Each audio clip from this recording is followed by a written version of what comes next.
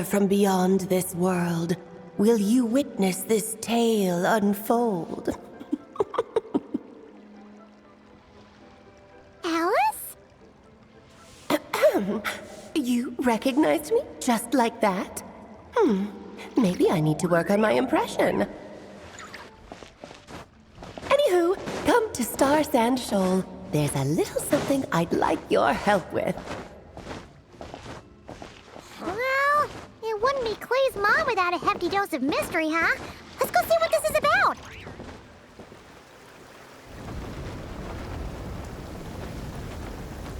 Oh, it's Durin!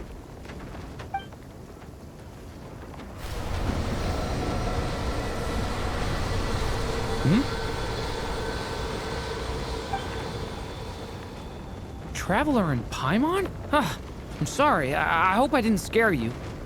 Oh, no, you didn't scare us. Just gave us a little surprise. Looks like you've gotten even more powerful now.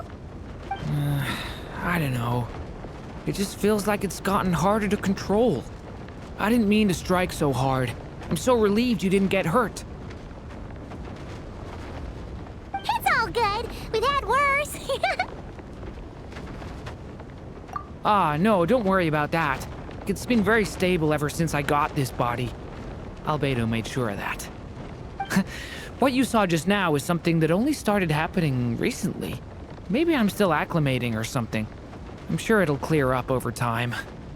Anyway, what brings you here? Did you need something? Well... The day that the writer and the watcher crossed paths was the day that the magic known as storytelling was born. So, she asked us to come. Miss Alice? Oh, you too? I guess I really do need to work on my impression. Well, never mind that. It's been too long, Mini Durin. And please, that's Aunt Alice to you. I have brought you and the Traveler together here for a very important purpose. It has to do with your mom. My mom?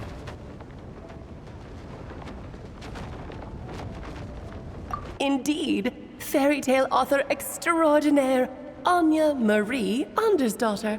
See, I knew this would be right up your alley. Now then, if you'll open the book, I will begin narrating.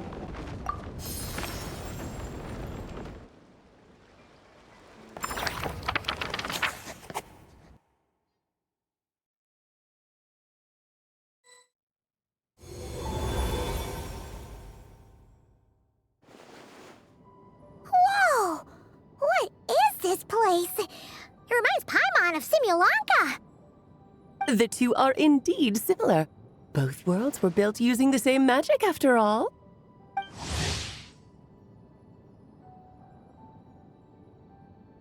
Aha! So it is Alice! Hello, Aunt Alice? Oh, no need to be shy. Just think of me as one of your mother's dearest friends. You keep talking about stories and magic. What's this all about? Simulanka 2.0 or something? Certainly not. Simulanka was a peerless masterpiece. Without the original author, it would be impossible to create a sequel, even for me. But you are right about one thing. Just like last time, I want to show you a work of magic that has to do with storytelling. What's this? This is your mother's dying wish. My mother's dying wish was a book? Let me answer that with a question. What do you suppose would be a writer's greatest regret? Have you ever read a book called The Little Witch and the Undying Fire? Oh, that's because it was the work of more than one person. It began as a little game at our tea parties. Each of us took turns writing the next part of the story. I wrote the first volume, then the other mages took their turns. Em was tasked with writing the final volume and tying everything up. But by the time everyone had finished writing their parts, Em had passed away. Oh, it was a terrible shame. A true tragedy. And that is the answer to my question. A writer's greatest regret is to leave a story unfinished. But all is not lost. I couldn't stand the doom and gloom of it all, so I went ahead and wrote an ending myself on her behalf. Then what's this book? This is the answer your mother gave to the same question. In her eyes, this was her greatest regret. She made me promise that I would bring it to you because she believed the only person who could resolve this regret is you. So my mother's greatest regret is another unfinished story? You could say that. And I guess resolving the regret means finishing the story? That's one way to put it. Oh, is a straight answer too much to ask for? Her answer was quite the opposite of what I'd expected. But oh, how touching it was. I'd love to tell you what she said, I really would. But that would spoil the plot, and we can't have that. Spoilers ruin everything. Oh. Just think of this task as giving a story a much-needed ending. All I ask is that you do your best. I understand. But I only just started learning human script, and I don't have any writing experience at all. Relax. Why else do you think your dear aunt went and found you two such wonderful helpers? With their experience, you'll have so many story ideas you won't know what to do with them. So don't be shy to ask lots of questions. Yeah. If it's to help Durin fulfill his mother's dying wish, then we're in. Aunt Alice, could I ask, what kind of story was my mother hoping to write? I had a feeling this might come up, but that answer isn't mine to give. You'll have to find it yourself, here inside this book. Don't worry. We'll help you come up with loads of ideas. Yeah, let's find a nice spot where we can settle in and read through this thing. We could even get some snacks, too. Oh, the actual process might not be quite the walk in the park you're imagining, Paimon. Why's that? Because when Em created this book, she borrowed my magic. In other words, it's not a book you can just pick up and read. It's a magical book. Its chapters are scattered through memories of the past. Gather them all, and the book will show you its secrets. So, where are we supposed to find these memories? Em left a trail of clues for each unfinished chapter. Follow the hints, and you'll find them. Oh, and when it comes to adding to the story yourselves, you'll need to use this. And this is... This, my dear little Paimon, is the ink Em left behind. Infused with a little of my own magic, of course. If you're planning on writing something inside the book, you'll need it.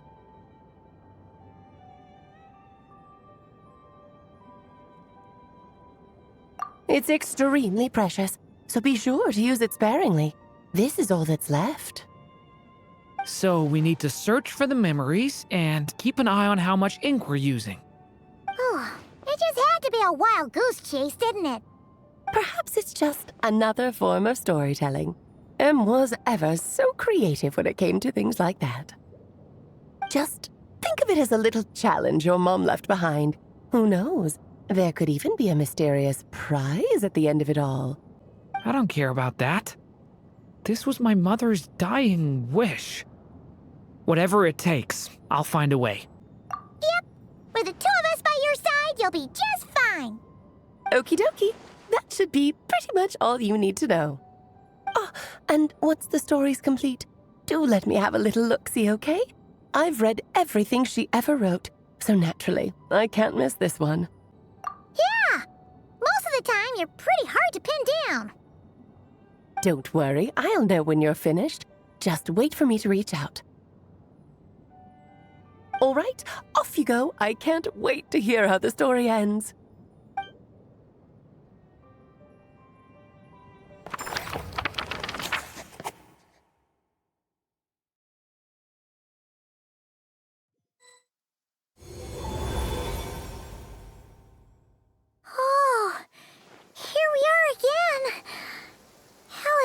magic really is incredible, huh? Right.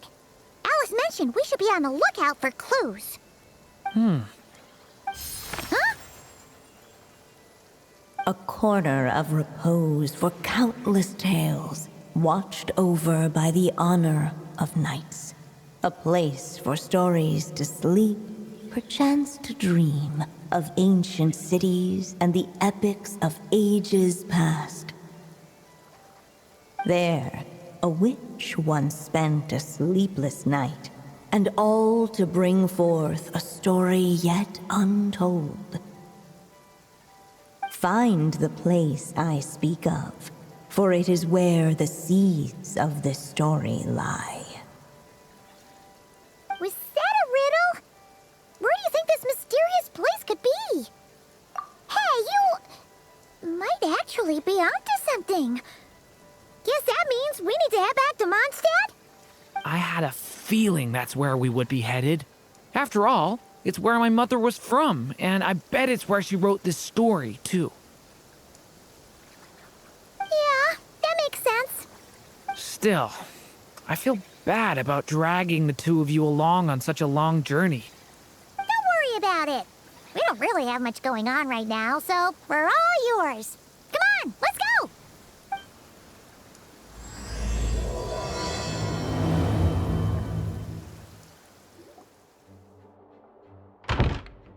Back in the Mondstadt Library, huh? Talk about a trip down memory lane. So, we're supposed to find the seeds of the story, right? What do you think that means? Well, we're in a library, so it's gotta be books, right? But seriously, there's so many here. How are we supposed to know which ones we need? Making a racket in a library? You should know better than that. Lisa! Oh, sorry about that. Now, who do we have here? Ah, my golden-haired cutie. And my little horn cutie, too. Sorry, Miss Lisa. I know you taught me to be quiet in the library, but Paimon was just trying to help. Please don't be too hard on her. Well, it has been far too long since we saw each other, so I suppose I can let it slide just this once. Back when he first arrived here, poor Jean wasn't sure what to do with him, so I stepped in to lend a hand. I figured if I can handle a boy raised by wolves, then teaching one who's part dragon should be a walk in the park. Nice! Sounds like Durin was welcomed with open arms. Why, of course. Now, let's save the reminiscing for another time. I'm sure you're here for a reason. Did you need to borrow some books? It's kind of hard to explain. Maybe you could take a look at this. Oh?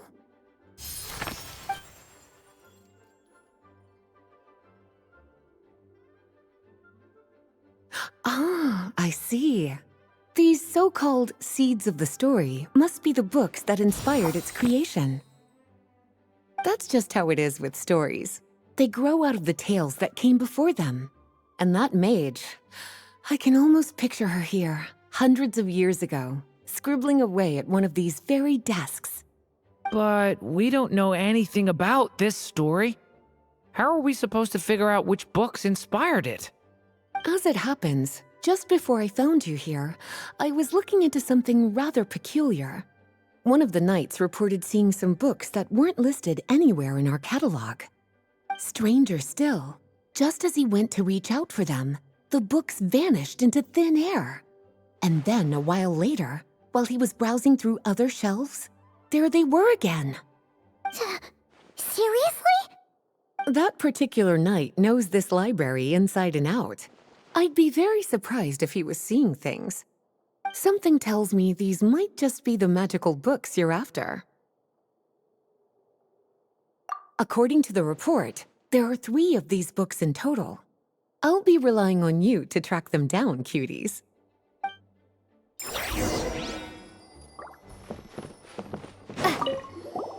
Oh, wait!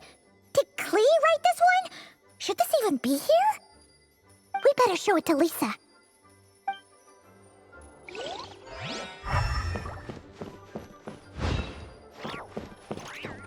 Kinda looks like a poetry collection. But why is part of the title missing? Let's see what Lisa makes of it.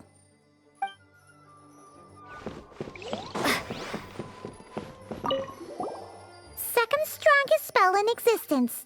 Do not show Klee. Wait, there's actually a book like that right here in the Mondstadt library? That title's just gonna make people even more curious. Huh. There's definitely something fishy about this one.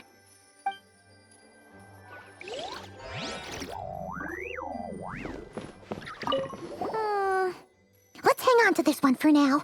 Could be one of the ones we're looking for. It's one of M's, after all.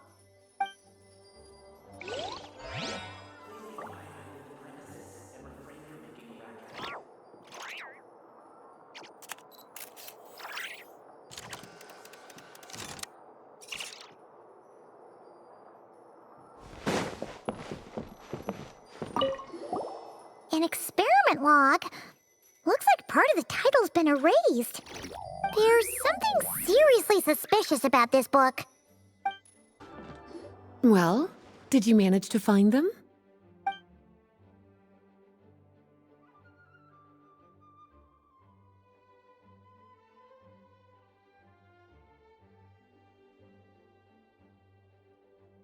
Yes, this is a restricted book, all right.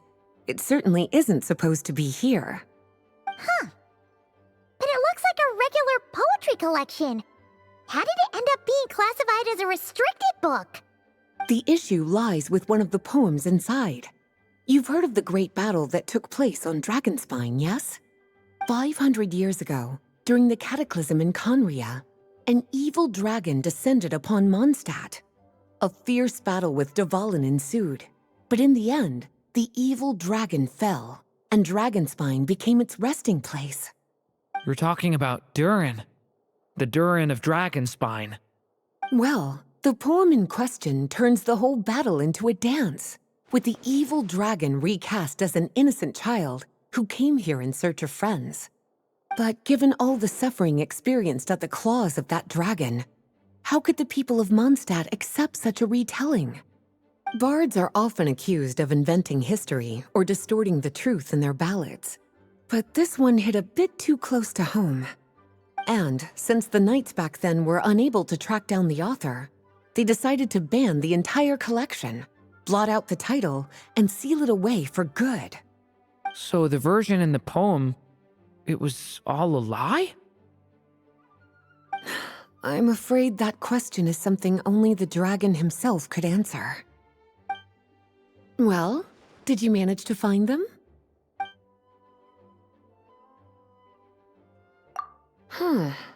This book definitely doesn't belong here. Yeah, we can tell just from reading the title. Albedo was the one who brought it in. He suggested I place it on the restricted list and keep it sealed away. Why? He said it's full of forbidden alchemical formulas, some of which could even result in the creation of dangerous monsters. Apparently, the danger it posed was so great, he didn't even feel like it was safe to carry around or keep it in his workshop. Really? Definitely sounds like it shouldn't be here then. Still, if that mage read this book too, it must have been written a lot earlier than I'd imagined. Well, did you manage to find them?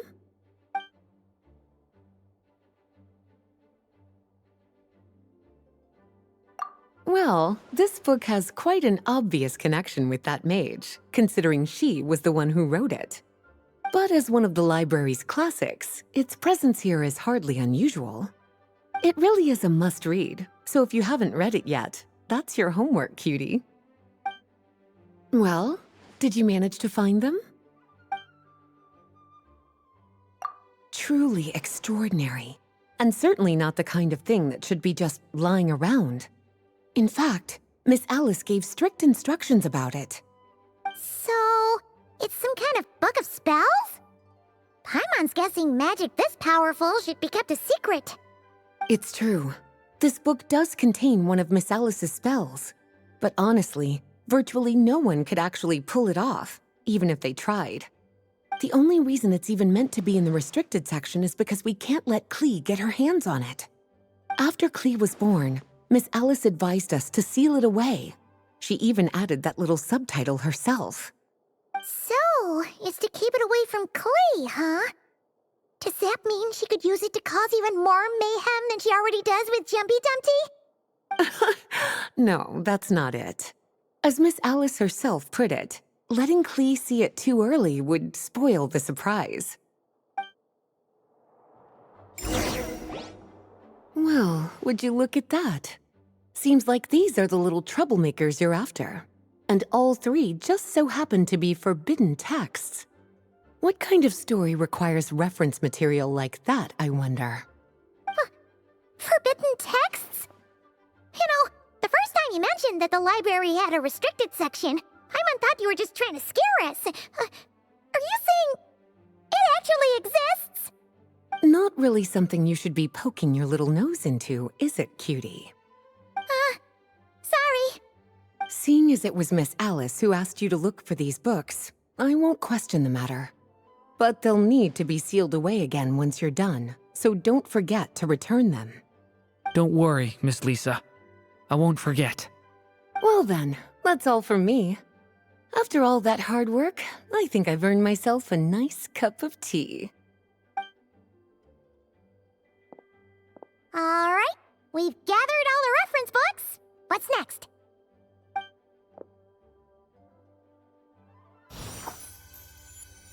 Wait, look!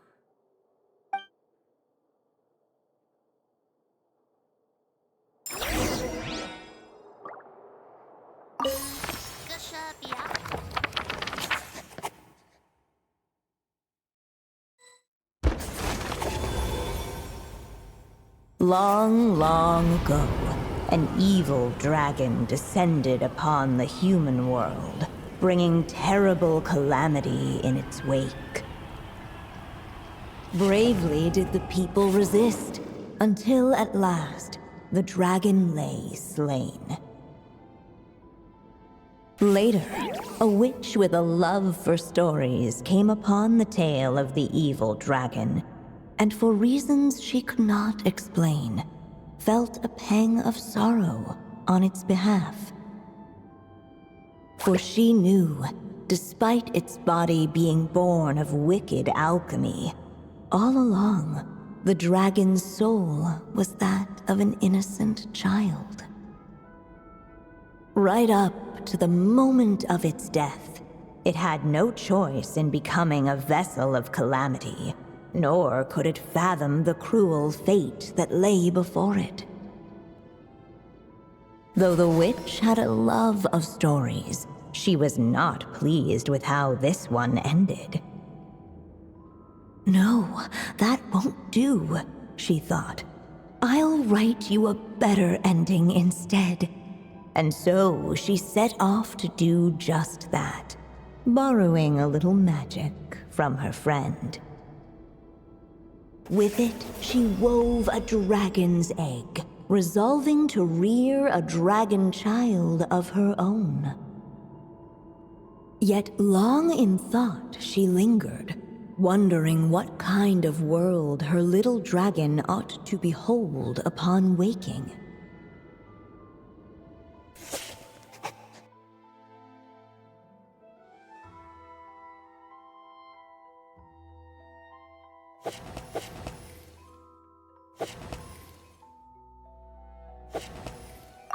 At last, she made her mind up, adorning the cradle with a wisp of woodland air.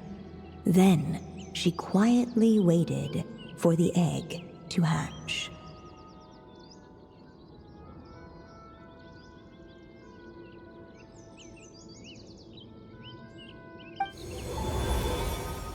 Whoa! We're actually inside the story! This must be Aunt Alice's magic.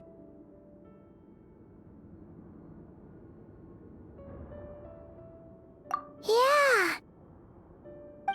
A story about me? Why don't we just see where the story takes us? All we know is the beginning at this point. Okay. And now a golden-haired traveler, a silvery sprite, and a dragonborn youth step onto the stage. What new chapter will their arrival bring? Whoa! That came out of nowhere! Was that the same voice we heard just now? Yeah. But why does it sound so familiar? I've missed this. It's just like the stories my mother used to tell me. You mean... Em? She used to tell you stories? Yeah, she loved it. Back when she was still alive. Sorry, we should focus on what we're here to do. So, now that we're in the story, what's next? The dragon youth wondered aloud. Yet all he could do was wait for the story to unfold. Of course, there's something to be said for helping it along. Perhaps a little exploration could prove fruitful. Oh! Is that a hint? Yeah, I agree.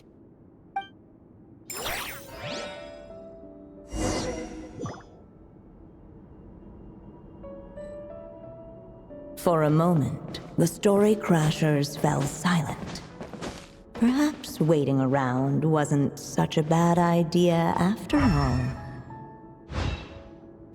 Yet those who never stray beyond the main plot often miss the fun little details along the way. Look at all these books! Guessing the witch did a lot of reading while she was waiting for the egg to hatch. It just so happened a dragon egg wasn't the only thing she was incubating here. Where else might a story be born, if not among books? Oh!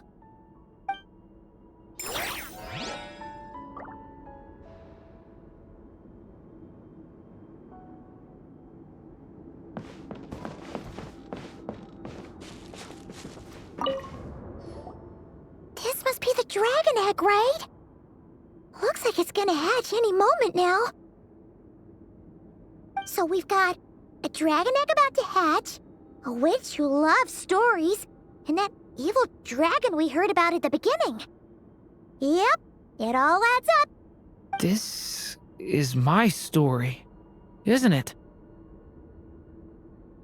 Okay, so how are we supposed to help the story along? It feels like all we can do right now is wait. Apparently, it hadn't dawned on the group to look for a way to help the egg hatch faster. Oh, right! We're at the point in the story where we're waiting for the baby dragon to hatch, so that has to happen before the story can continue. With the flames at his command, perhaps the dragon youth might be able to provide the egg with sufficient warmth. What? You want us to roast the dragon egg? The silvery sprite's surprise betrayed her lack of reading. For in countless tales, it is told that only by fire's embrace will a dragon's egg hatch swiftly. Huh, you kinda have a point there.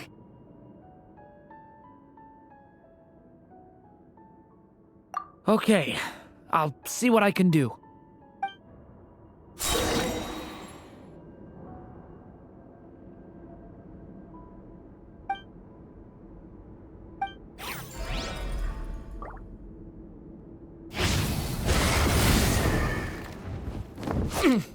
Lament for the end! Clearly, both the golden-haired traveler and the dragon youth were eagerly awaiting the little dragon's birth, though perhaps their longing burned a little too brightly. Still, such fiery anticipation might itself become a blessing.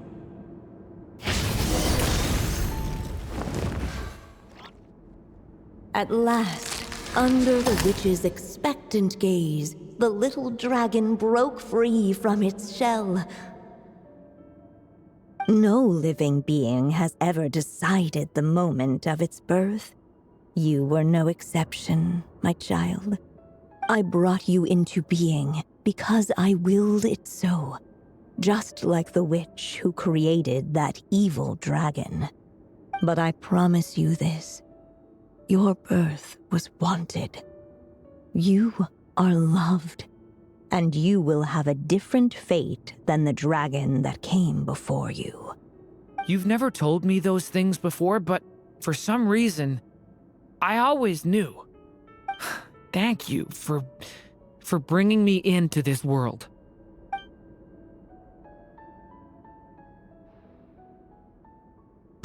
The waiting witch did not feel lonely, for she had 3 visitors by her side.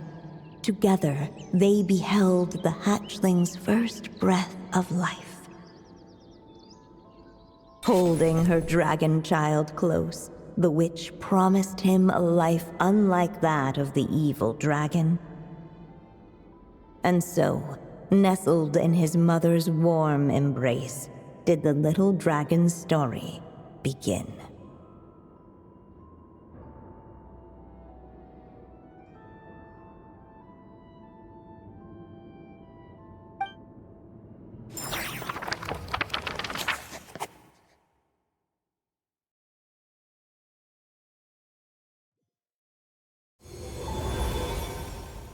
Wait, isn't this Mondstadt? Looks like we're back in the real world. Looks like there's more written on the page now and less ink left than before. So, does that mean we've completed this chapter? Yeah, but why does M seem to think that the story isn't finished yet? Durin broke free from the curse, came into this world with a new body, and even made a bunch of new friends. That already sounds like a happy ending to Paimon. True. Everything's always so mysterious with these mages. Guess all we can do is wait for more clues. Huh.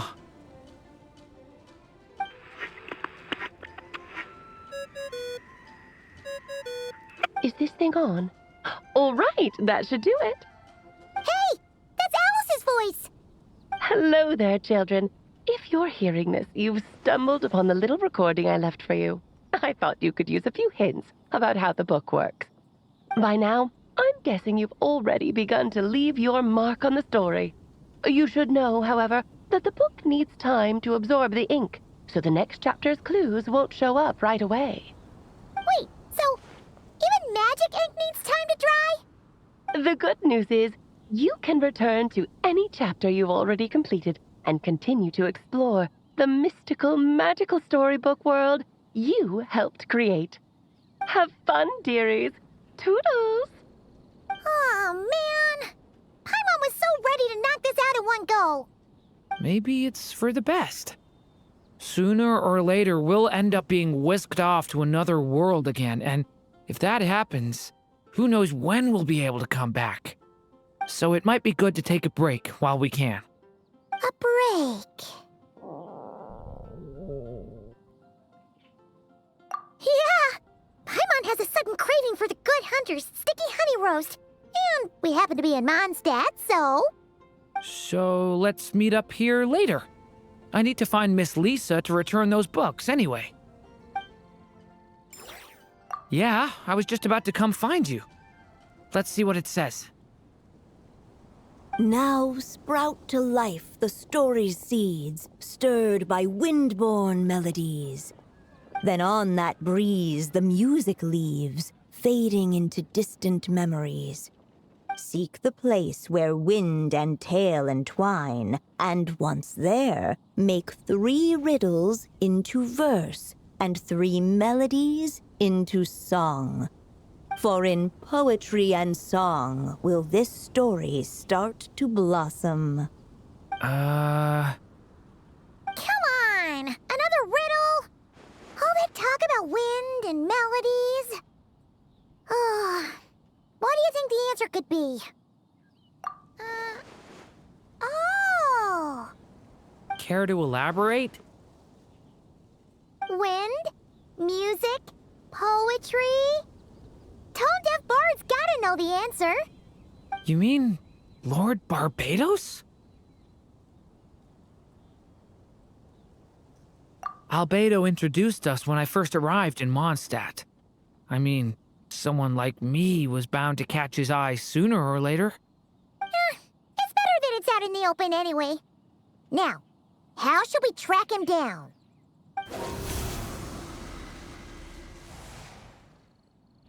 I'm pretty sure he's already caught wind of what's going on here. Why don't we just see where the wind takes us? Ah, right. He definitely makes it easy to forget he's a real god sometimes. Traveler, Paimon! What a sight for sore eyes. Ah, and the little dragon from the fairy tale world. I heard your voices calling out to me on the wind. Something about needing help with a riddle? Sorry to disturb you, Lord Barbados. Disturb me? Not at all. To tell you the truth, I'm just as curious about this riddle as you are. Let me take a look. What is it? Did you figure out the answer? 3 riddles and 3 melodies. That sure takes me back. The answer you seek lies hidden in memory. Looks like running to Tone Deaf Bard was the right call after all. Long ago, those mages came to Mondstadt, seeking to test their strength against mine. But I replied, let us make music, not war, and resolve our conflicts through song. So I strummed my lyre and sang them this verse. Oh wind, welcome now, my guests. Pass through verdant leaves unseen, where shape your formless self may take, and offer up a graceful scene, a fleeting gift for welcome's sake. Leap at the edge of a sea of clouds, where land meets sky and sky meets ground. There frighten off the noisy crowds and bring my guests a calm profound. Fly beneath the stars up high, where mortal noise is swept aside, that my dear guests with starry eyes may share the dreams they hold inside. Now go to where I vowed to keep a quiet spot for them to sleep. No clash, no contest bars the way, just tea and mirth to fill the day. There you have it, the 3 melodies. As for the answers to those 3 riddles, I trust you can guess them by now. The woods, the edge of a cliff, and the sky? Correct. Funnily enough, your mother was also the first to solve it, all that time ago. There must be some kind of special rapport between those who write stories and those who sing them. The woods, a cliff, and the sky. Oh! So that's where it is! I suppose the spot that answer points to is where you're headed next. You should know, after solving my riddle, the mages even accepted my proposal and made that location their official meeting spot. And going by what your book is suggesting, once you found it, you might want to try playing the melody I just shared with you. Guess you can be pretty reliable when it counts, huh? Great animal Archon? Thanks for the help, Lord Barbados. Still got questions for me, huh? Yeah, you must have read countless tales in your time, being a wandering bard and all. In your experience, why might an author consider a story unfinished? Unfinished?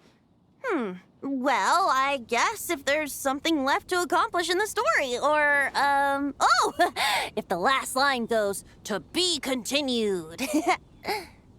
Huh? Wow, your helpfulness lasted for like 1 second. In all seriousness, I would think the answer to that question lies in your mother's story itself. It's not my place to pry any further. All right then, we should get going. Okay, Now, we just need to play the 3 melodies, and we should be able to gather the memories for the next chapter, right? A musical performance? Huh. Out of all the things Miss Lisa has taught me, that's the one I'm worst at.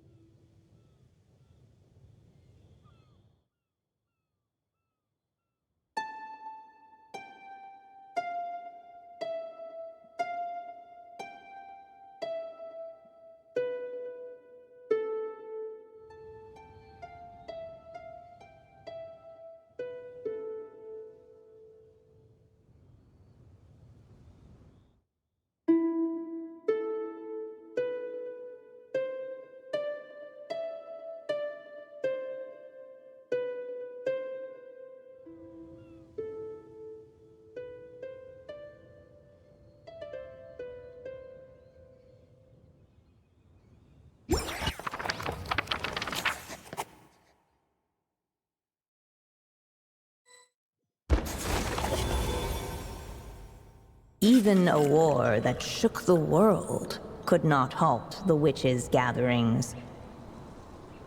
Yet even so, with the passing of time, 3 of their teacups no longer came to be set. The witches did not linger long in sorrow, for the Story Witch had brought glad tidings of her own. Born was her dragon child, safe and sound. Her fellow witches offered up their blessings, eagerly debating how to celebrate the child's birth.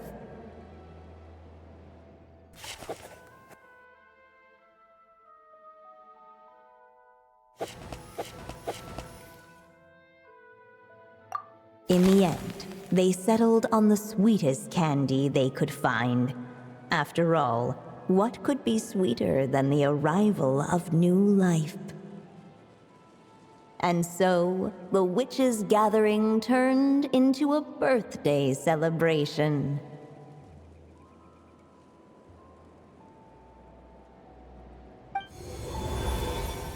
So, we're back in the story world, huh?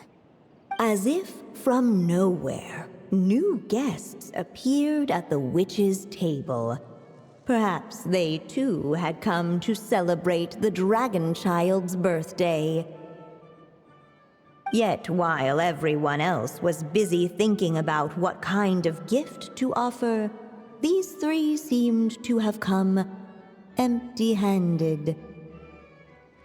Hardly the recipe for a warm welcome to a birthday party, now is it? A gift? Hey, what's this all about? We only just found out this was a party! While the guests voiced their complaints and grievances, perhaps they should have been wondering what kind of gift to give instead. So, we need to bring a gift to advance the story? Ah, but where are we supposed to get something like that? Perhaps it would be a good idea to have a look around. Why didn't you just say so?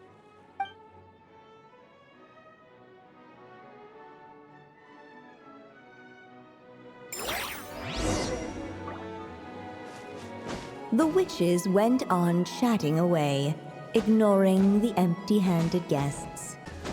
No mark had been left on the page ahead. The group found themselves unable to move forward.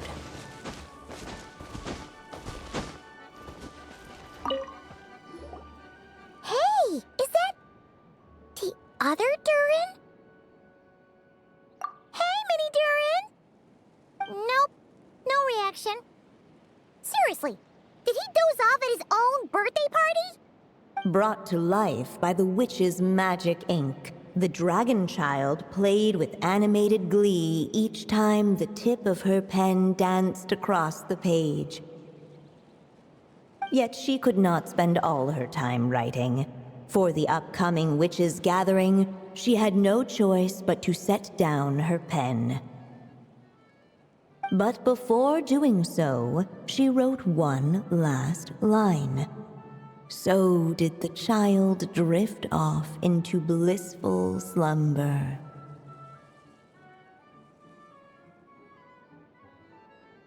Huh, that's a bit convenient. Strange. I don't remember ever being at any of the mages' gatherings. When exactly was this birthday party supposed to have happened? No wonder you don't remember. From the looks of it, you were probably fast asleep at the time. The witches went on chatting away, ignoring the empty-handed guests.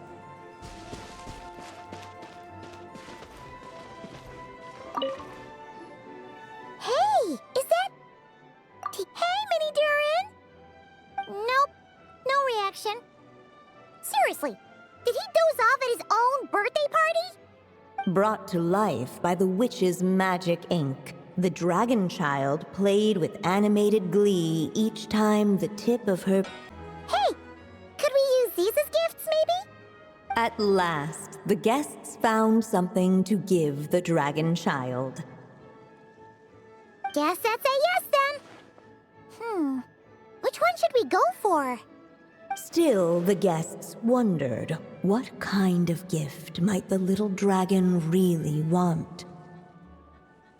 Should they put a warrior's sword in his hand and send him out on an unstoppable quest to save the world?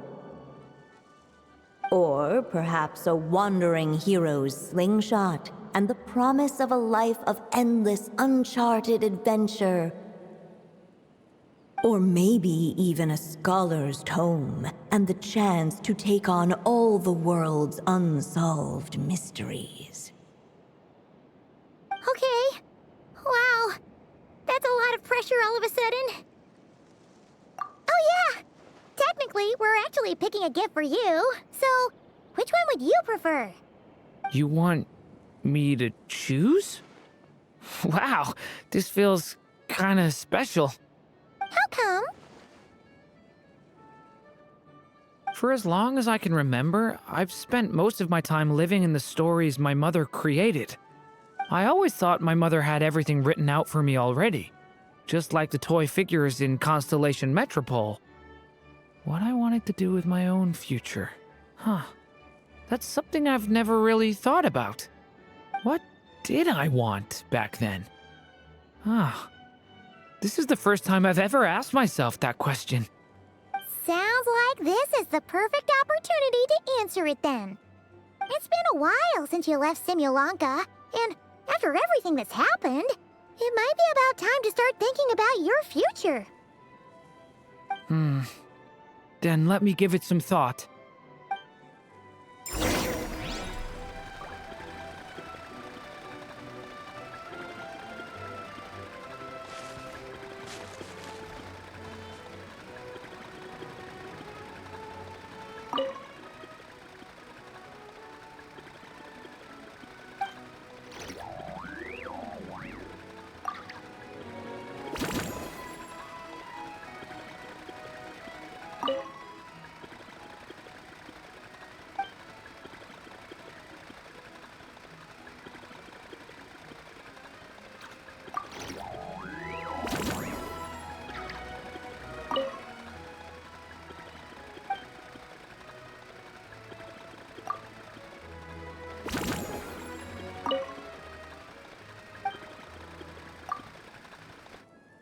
In the end, the guests settled on the wandering hero's slingshot. A wandering hero. So, you're an explorer, just like us. I guess you inspired me. During our journey from Mondstadt to Nodcry, we passed through many places and encountered all sorts of different people. But despite the immense distances between them, there was always one topic that kept cropping up. Your accomplishments. Well, we are world-renowned adventurers, after all. Come to think of it, Isn't a wandering hero basically the same thing as an adventurer?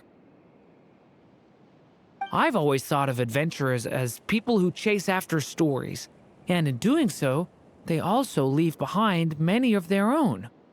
I'd like to become someone like that, too. All right. They should let us in now that we've got a gift, right? Hello there. Brought a gift this time? The newly arrived guest presented his gift, wishing the little dragon a future as a wandering hero, free and unburdened. Accepting the guest's blessing, the Story Witch invited him and his friends to take their place around the table. Finally, she could introduce them all to her dragon child, telling all in attendance about the moment of his hatching, and of course, the name he'd been given. It was then that the Seer Witch, diviner of the stars, withdrew her gaze from the heavens and turned a sorrowful glance upon the little dragon. You gave him the same name as that evil dragon? That's right. But the life I intend for him shall be very different. What folly to love so blindly. For as you must know, a name is the mirror of destiny itself. He who bears an evil dragon's name must also inherit the fate of its previous owner. His fate has been foretold. Then I'll rewrite it. The witches at the table fell silent, for they knew the Seer Witch's words had never once proven wrong. Yet, just as clearly, they recognized the Story Witch's resolve, for there is scarce a force in this world more fearsome than a mother's love. At last, the Merry Witch stepped forward, dispelling the uneasy silence. So be it. Then we'll all lend a hand. Together, we shall rewrite this child's fate. You mean to defy one of the fundamental rules of this world? I refuse to be shackled by such rules. Besides, this is a witches' gathering, is it not? What could be more fitting a subject for this occasion than to defy them? Oh? Sounds like an interesting experiment. I suppose, were we to succeed in this endeavor, we might bring a touch of wonder to this otherwise dreary sky of stars. The Merry Witch finally talked them all round, just like she had done many times before. Warm and strong as the sun she was, so much so, in fact, that those who her light shined down upon had no choice but to bask in it. And so the witches readied their gifts, 3 marvels of the cosmos. For this child, I shall decipher the ravings of the heavens and lay bare before him the trickery of fate. For this child, I shall leave a formula powerful enough to unravel the very origins of this world, that he may seek another solution for the conundrum of his life. For this child, I shall call upon wondrous magic to make possible his impossible wish. All the Story Witch had was the pen in her hand, yet with the love that flowed from it, she resolved to bring forth a marvel of her own. For this child, I shall leave behind the last story I will ever write, and with it, a path to an ending yet untold. With the witch's blessings given and received, the little dragon's fate at last began to turn. In the midst of the dragon child's birthday celebration, the Seer Witch proclaimed her prophecy. The child had been given the evil dragon's name, and with it, the burden of its fate. But hearing this, the Story Witch vowed to rewrite it all, for such was her love and resolve. And so the other witches offered their gifts in turn, marvels as rare as any in the cosmos. Together, they sought to test one of the fundamental laws of this world, in part to support a mother's love, and in part to sate their own curiosity. Oh, and I almost forgot. Our new guests came bearing blessings of their own. Who knows? Perhaps this extra spark of life might be all the little dragon needs to change his fate.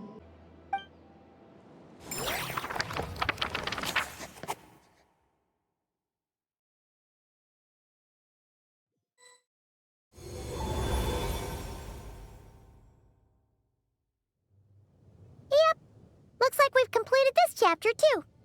Those witches in the story were the mages of the Hexen Circle, right? They sure seem to care a lot about you, Durin. But, Paimon kinda had trouble following their conversation. Just a bunch of mystery, as usual. The evil dragon's fate.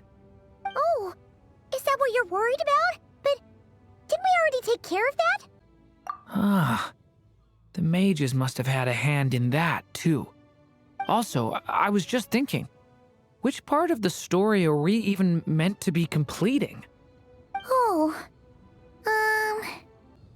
it feels less like we're filling in the gaps and more like we're adding something new altogether.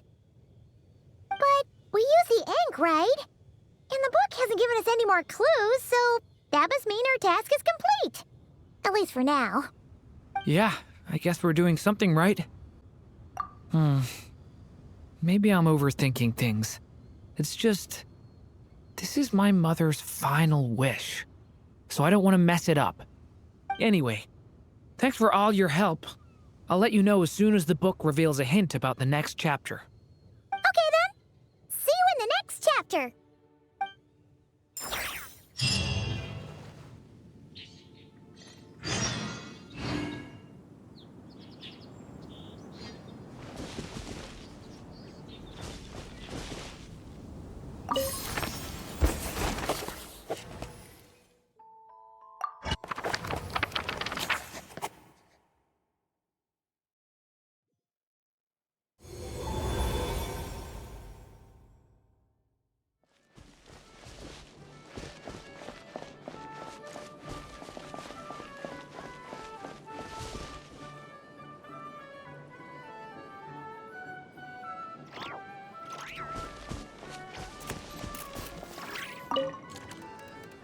As of late, the tricksy witch has nearly the entirety of the snowy lands in her grasp.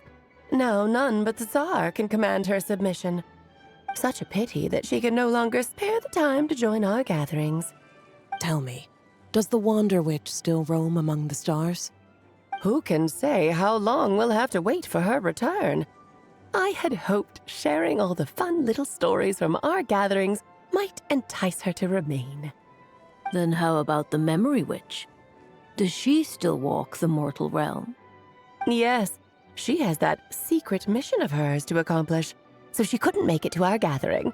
But she doesn't seem to regret her choice, so naturally, it's not my place to pry. As rare a chance to gather as this, and yet almost half of us are absent. Cheer up. At least you came with good tidings. I suppose I'm just feeling a little sentimental. After all, there will come a day when I, too, am among those absent at these gatherings.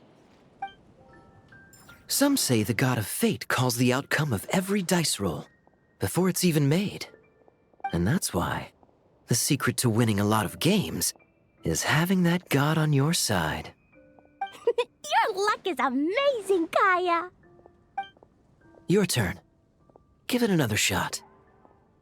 Fear not, O Crimson Dragonborn, for I, the Princess of Ertelung, have bestowed upon you the benediction of the midnight hour, and with it you shall surely smite this usurper. Mein Fräulein means to say she's rooting for you in secret. Oh, and that you must, at all cost, defeat the one who snatched her limited edition card back.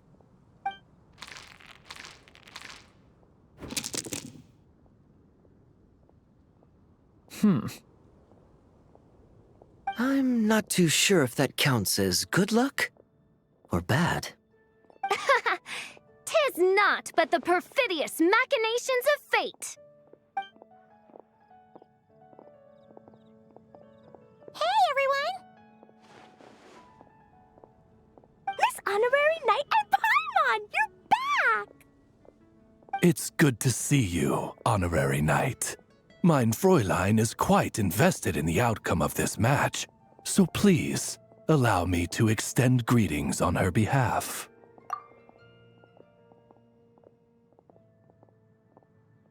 Of course.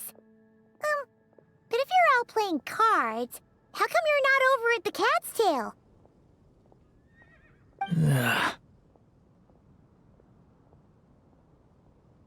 There's something about our horned friend over there that seems to frighten off little animals. Could be because he used to be a dragon. Normally, the animals just steer clear of him, but in the close confines of the Cat's Tail, let's just say, the feline residents probably consider it their turf. And we all know how dangerous a cornered cat can be. I just wanted to borrow one of their nests for a nap. One of their nests? Wait, you mean a cat sofa? Yeah, it's more comfortable for me. I can stretch out just the way I like. But it turns out the Black Cat and his minions are quite territorial.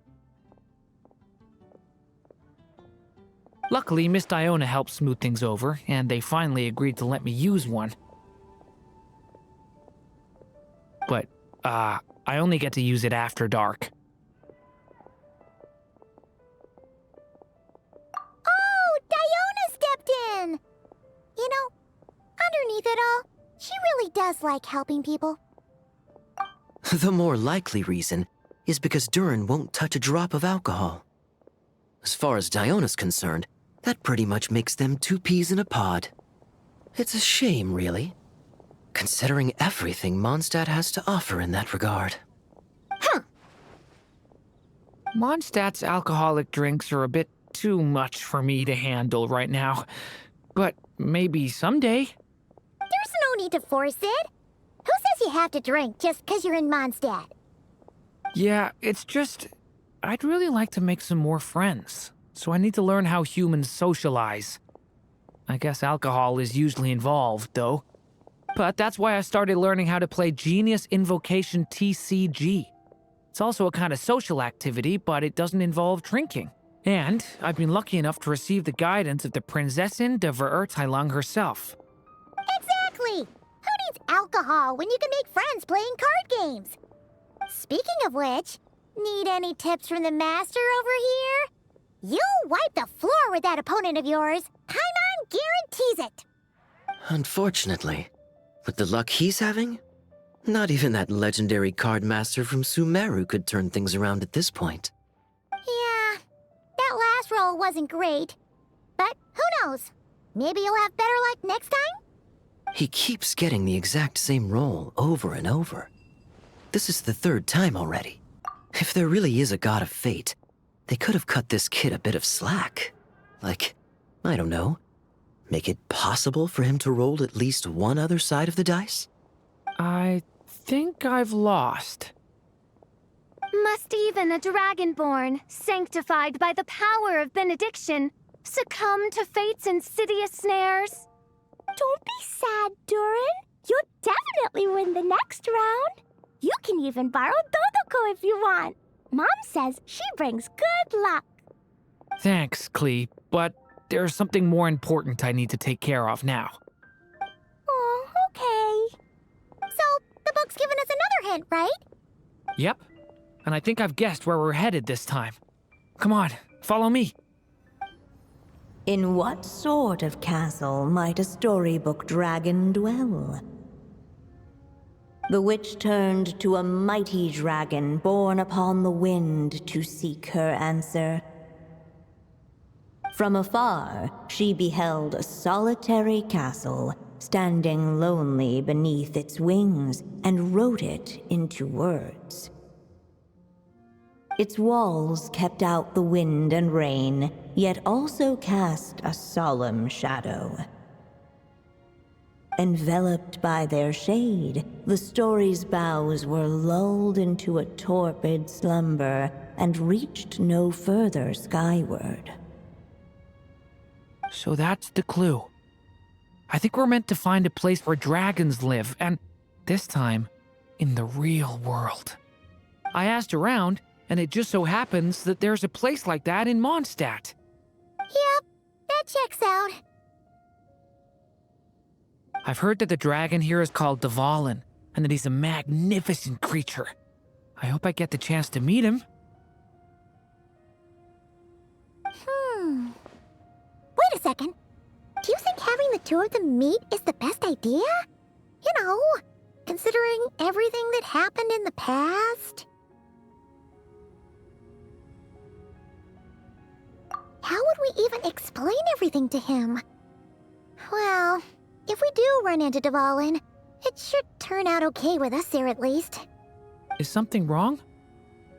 Nope. Let's go! So, this is where Dvalin lives?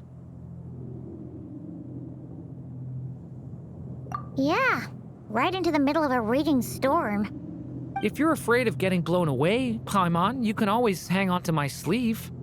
This isn't Paimon's first rodeo. Come on, let's get going!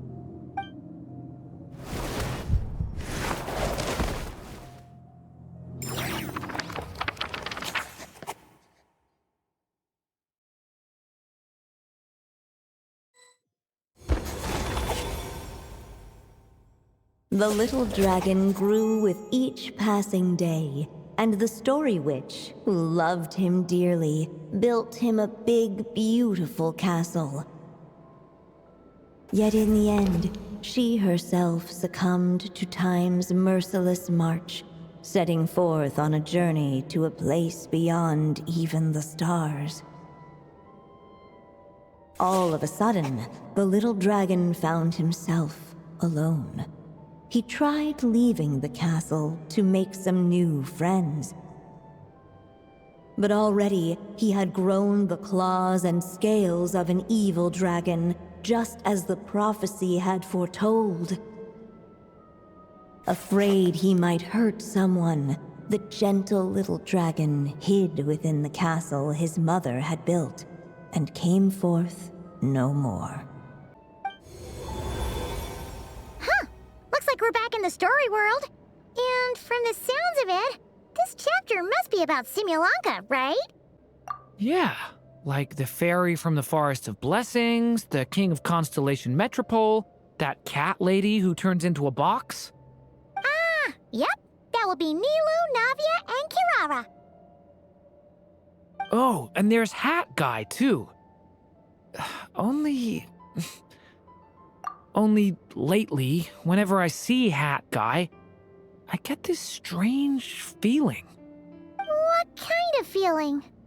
It's like there's something on his mind. He hasn't told me what it is, but I can sense it all the same. Well, he's always been kind of broody. I guess I should focus on fulfilling my mother's final wish for now, though. Yeah, we should get started on this chapter. So, let's track you down and free you from fate's curse once again. That day, a small band of adventurers suddenly arrived beneath the castle walls. They promised to help the little dragon cast off the curse of fate. Yet as they stood beneath the castle walls, it appeared they had no idea how to even begin. Hey, instead of making fun of us, how about giving us a hint? The little dragon had shut himself inside the tall tower at the castle's center. anyone who wished to reach him must traverse the barriers that wall off his heart, for there is no other way. Looks like we're in for another long one. Let me try something. Ooh, do you have an idea? If that little dragon in the tower used to be me, then surely I'd know how he shuts people out better than anyone. Come on, follow me.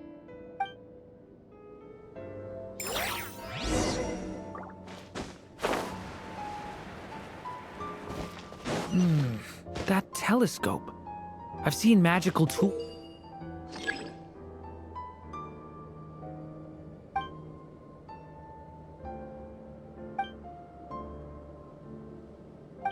like that before. It should come in handy.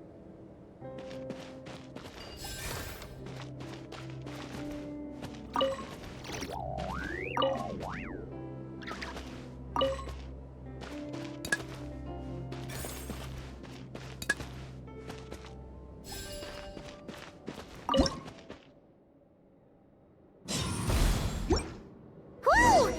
That block just got bigger! We can get past the obstacles ahead by using these blocks to jump upwards.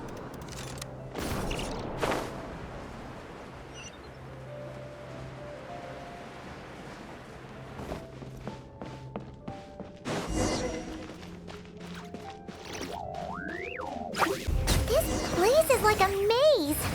How are we supposed to get through? We'll just have to check each spot. We should be able to use this block somewhere. Looks like this telescope is missing some blocks. Oh. Let's try the one we just picked up. Still not enough. Guess we'll have to keep searching.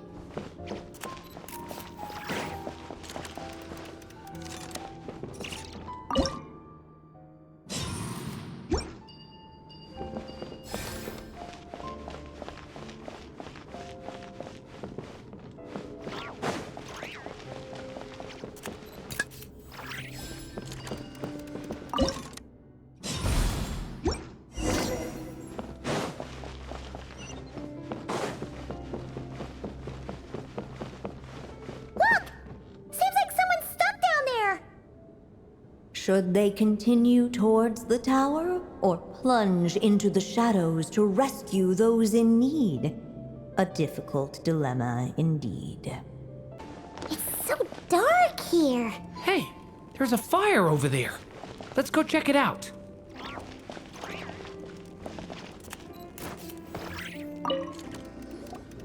Wait, is that? A little pixie that can fly. Are you here to help the dragon break his curse too? Oh, what's this? More brave adventurers bold enough to set foot in this castle? Come, join the ranks of your liege's guard. Nilu and Navia! Nilu? No. I'm a flying squirrel fairy. And I'm a giraffe king. Not this Navia you speak of. That's right. Oh, and don't forget Catbox Lady. Are you friend or foe? Friend! Definitely friend, Miss, Catbox Lady? Yeah, Simi-Lanka is a big part of Durin's story, so guess it's no surprise the people we were with there would make an appearance. Okay, I think I get it now. Flying Squirrel Fairy, Giraffe King, Catbox Lady, please follow me. The shadows cast from the high walls of the tower were manifestations of the dragon's loneliness, barring the path of any visitor who wished to be his friend. The group of brave creatures sought to aid the little dragon in lifting his curse, yet without light to lead the way. The group was trapped, waiting on a miracle. These shadows are blocking our path. It seems like the little dragon is afraid to meet us.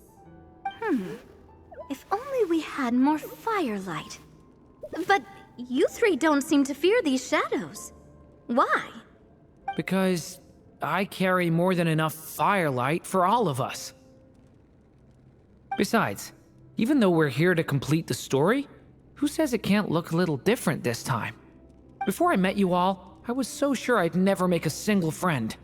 I pushed away anyone who tried to get close, until some kind of miracle brought you to me. This time, allow me to return the favor.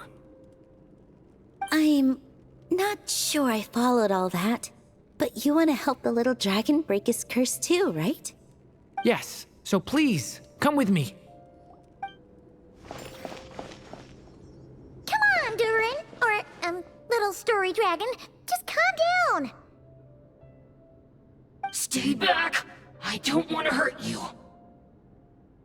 Loneliness and fear had built a cage around his heart, shutting out all who would look upon him. And thus, all the adventurers could see was his shadow. Don't worry, we can help you! Don't come any closer! And that was the last the little dragon spoke. Oh, how are we supposed to persuade him if he won't even talk to us? If you can still hear me, please listen to what I have to say. Your claws and scales aren't some kind of inescapable curse, you know? You'll overcome it one day and make lots of new friends. I'm sure you think I'm lying. After all, no matter how many times you've tried to break it, nothing's ever worked. But this time is different. I brought your friends here to see you. Oh, what did you say? Hi, little dragon. I'm the Flying Squirrel Fairy, and I'm here to help you lift your curse. Will you talk to me? And I'm the Giraffe King. Don't be afraid, little one. We're not afraid of you. I'm just a cat in a box, but I'd very much like to be your friend too. These are my friends? Yeah, they're your friends in the future you'd be trying to avoid. I can promise you that. They're reaching out, so you just have to ask yourself one question. Do you accept? After a long silence, heavy footsteps echoed from the tower's shadows. But still, the one who made them refused to step forward. Though the cage to his heart had been unlocked, the little dragon remained ashamed of his claws and scales. How can I face my friends like this? Don't worry, little dragon. We're gonna offer up our blessings and make a wish to the goddess of fate to release you from your curse. Yeah, just like last time! Make a wish? To the goddess of fate? At that moment, the merry witch made her entrance. Hello, little one. Don't be afraid. With the blessings of your friends, your wish shall be granted. Alice? Wait, you're the Merry Witch from the story? Correct. It is I, the Merry Witch, creator goddess of this realm. And it just so happens the goddess of fate is none other than my dear friend, the Story Witch. I'm here to make good on my promise to lend her my second strongest spell. With this spell, she'll have the power to create an entire world. So naturally, granting your wish won't be a problem. Provided, of course, you receive your friend's blessings. But before we proceed, I must check something on her behalf. Little dragon, do you accept this blessing? I want to be your friend. So if you're offering, then yes, I would love to have your blessings. Were it not for the adventurer's blessings, this tale might have ended long ago. Thanks to them, another ending was now possible. Yet in that moment, they did not know if this blessing was truly a gift or just another trial in disguise. What? You didn't when we actually needed a clue, but now at a critical moment like this, you turn up and start playing mind games? Another trial. Ha, that actually sounds about right. Be it the fictional problems of Simulanka or unavoidable conflicts in the real world, if you think about it, that's what they've been all along. But if it wasn't for those trials, I never would have met any of you. So, despite all that, I'd still like to give my blessings. That's the spirit! Come on, Durin! Let's help you make your wish come true again! On behalf of both my past and present selves, thank you, my friends. Fortunately, a brave band of adventurers heard tell of the little dragon's story. Determined to lift his curse, they fought their way through countless trials. To help him, they offered up their blessings and made a wish to the goddess of fate. At last, their wish was granted. Shaking off his scales, the little dragon stepped out of the tower's gloom. But his time in the world beyond the castle would soon teach him this gift would bring blessings and trials of its own. And as far as the little dragon was concerned, the tricks of fate had just begun.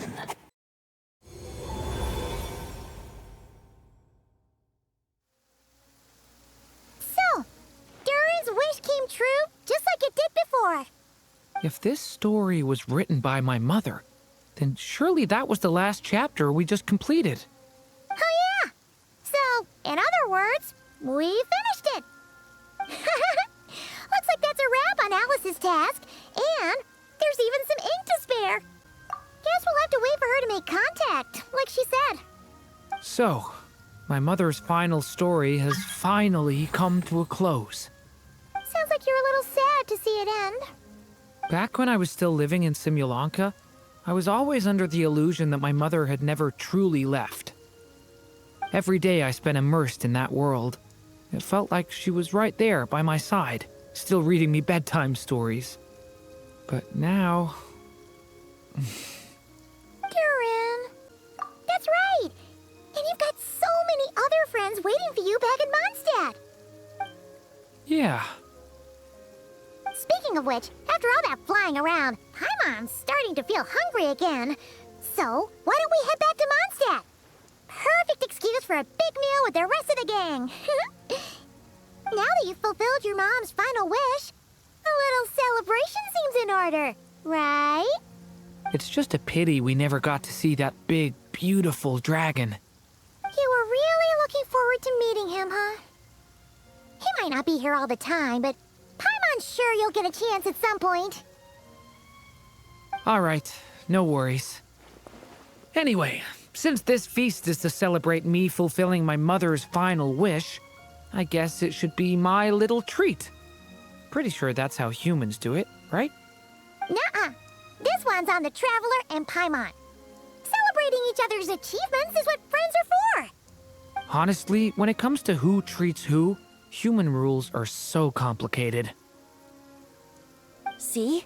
He wants to be friends with you, too.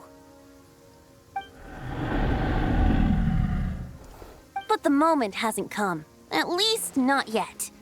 In any case, the story should have a better ending this time, don't you think? Whew. Feels like we were gone for ages. Hopefully, everyone's still here. So, your adventure was a success, huh? Want to grab a drink to celebrate? Absolutely not. No booze allowed. This honorary knight, Durin! I want to hear all about your big adventure.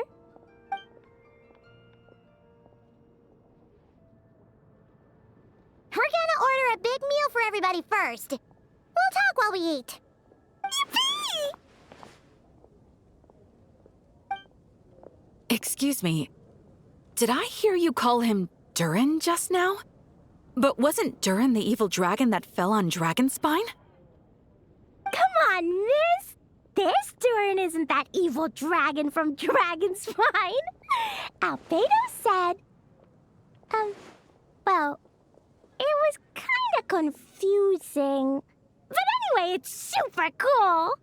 Oh, is this your first time meeting him, Marjorie? No wonder you're getting him confused.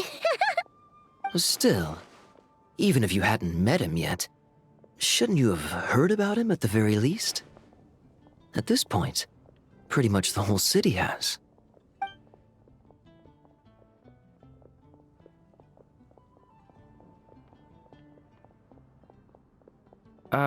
Why is everyone...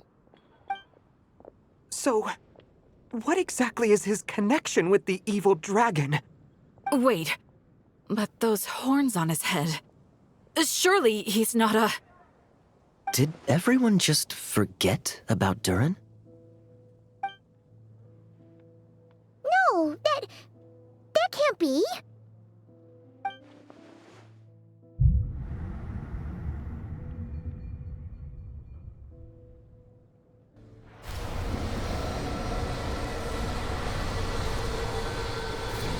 The tricks of fate had just begun.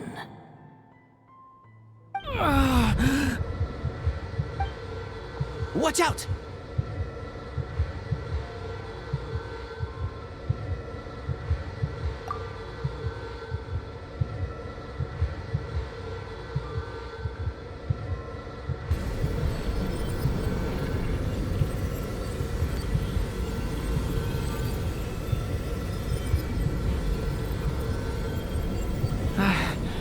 No one got hurt. Did they? Durin! Durin!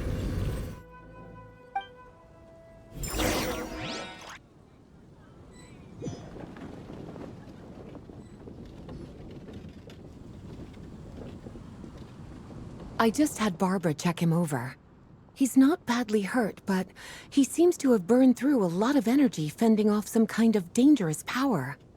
He'll need some time to rest before he wakes up.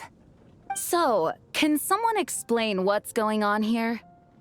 It seems like, aside from Durin's close acquaintances, the people of Mondstadt have forgotten everything about him.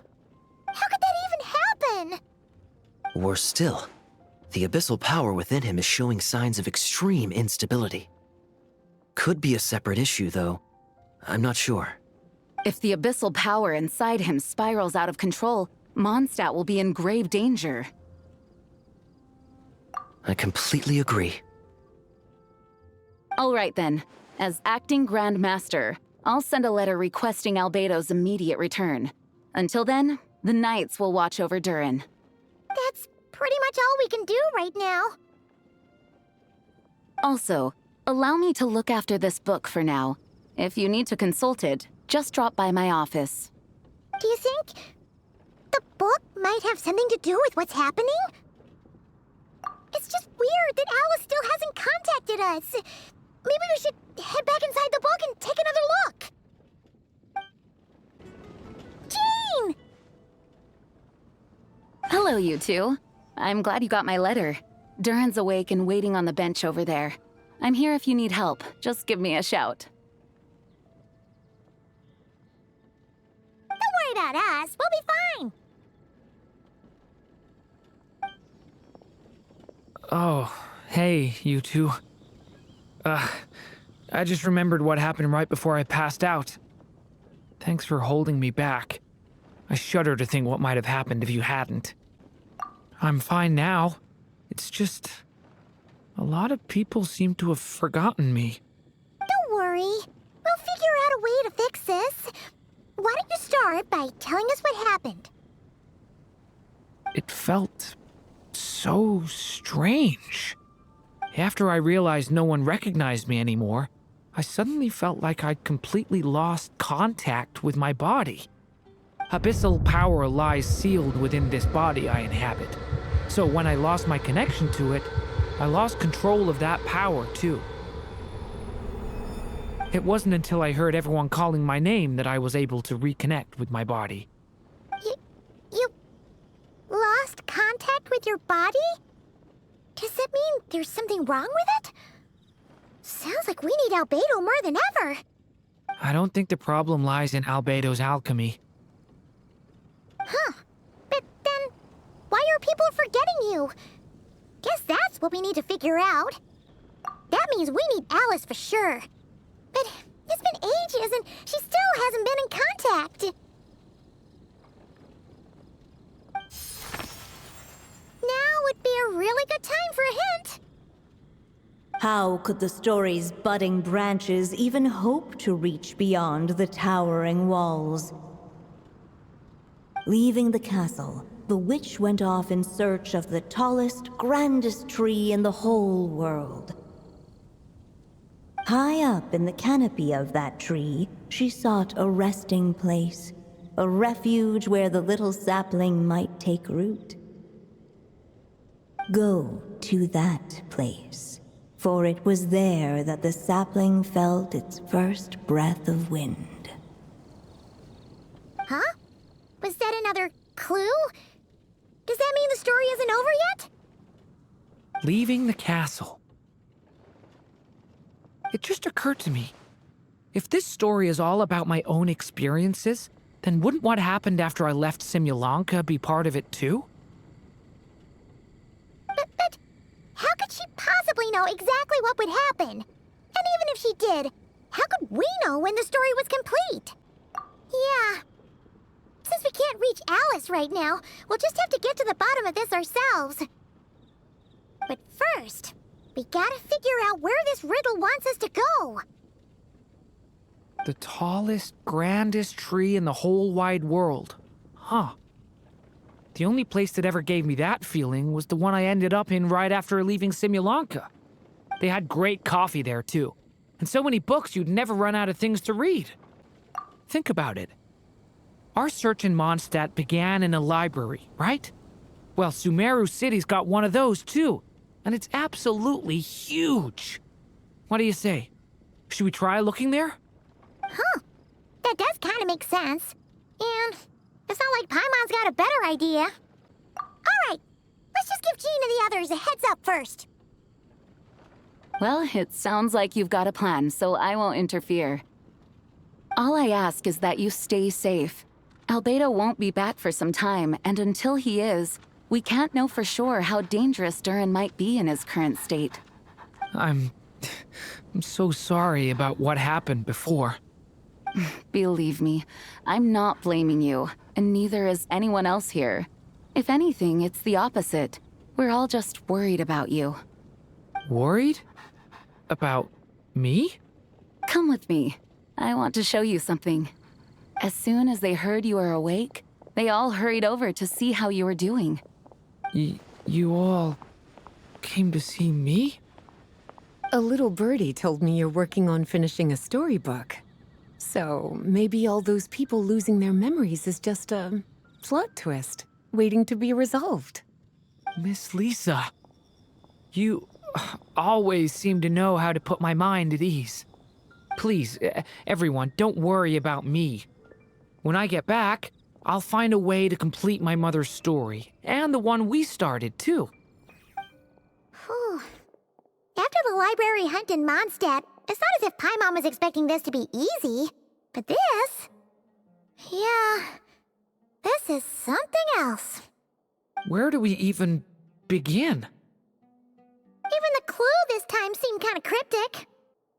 Yeah. Guess the best we can do is stay on the lookout for more weird things going on. Huh? Sorry, what was that? I'm here to return Volume 5.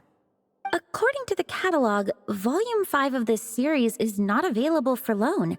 I can't accept the return of a book that was never checked out in the first place. Let me put it this way. My copy is complete. Yours, on the other hand, is missing large amounts of content. So you should swap it for mine instead. Sir, you have to understand. Managing a library is a serious business, and we have protocols in place for this kind of thing. I can't just replace an important volume in our collection based on nothing more than your word.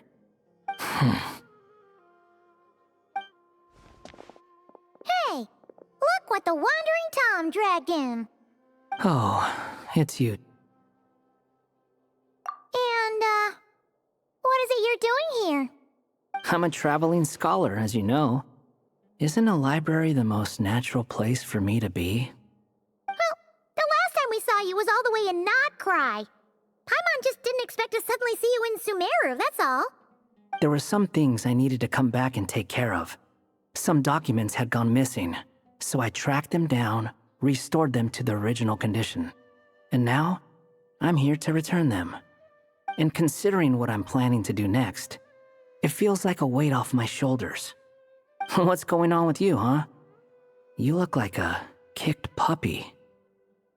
Hat guy. At least you haven't forgotten about me. What's that supposed to mean?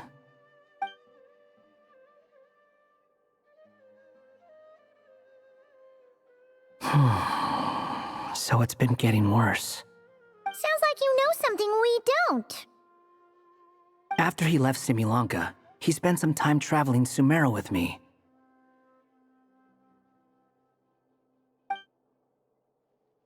I was working on several texts at the time, and I stumbled upon something strange. Anytime Durin of Simulanka was mentioned, before long, the record would disappear. Which means, all the remaining records on Durin are about the evil dragon that fell on Dragonspine. How did you even discover that? If I remember correctly, Hat Guy loved the time he spent in Simulanka so much that he started writing a travel log. That's besides the point. The fact is, you're not affected by the ley lines of this world. I'm sure you can grasp the implications of what that means. His case is different from mine. It's more like the world itself refuses to accept his existence. It started with a few written records, but now, it sounds like it's spread to people who never met him or didn't know him well. At this rate, the whole world might forget him altogether. The whole world? But that includes all my friends in Mondstadt, and even Hat Guy, too. So that's what you've been worried about all this time? Why didn't you just tell me? There are more important questions right now, like figuring out how to fix this. That mage clearly cared a lot about her child. She left that book behind for a reason. If you want answers, isn't that the place to find them? You think that didn't occur to us already? Problem is, we need to find the memory that unlocks the next chapter first. Mind if I take a look? I just want to know what secrets this book is hiding. Besides, I've run into a bit of red tape, so I've got time. Of course. Be my guest. So, the memory we've been looking for was about you all along?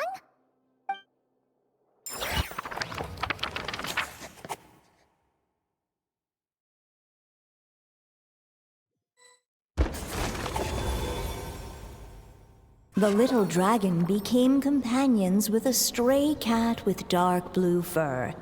It was a friendship born of all they had in common. He left his castle at the stray's invitation, setting out to explore the world beyond its walls. There, he grew fond of the outside world, eager to make friends and share the story of his life. Taken by the dragon's story, the stray tried to write it down. But he soon realized that no matter how he tried, it would always warp into the evil dragon's tale.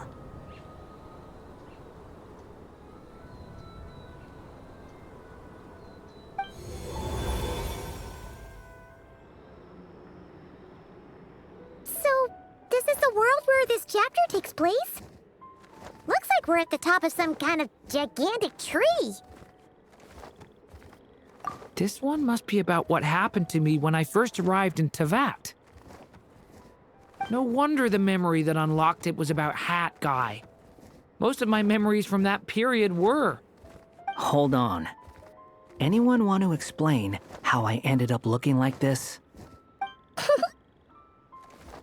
Maybe you've become a character in the story too.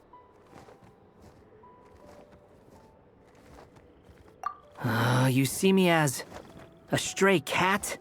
A wandering Tom, to be exact. You should count yourself lucky. Of all Durin's friends, your character is by far the most memorable. Maybe it's because I've known Hat Guy for longer, so my impression of him is more vivid than the others. Vivid? Then how come you haven't changed one bit?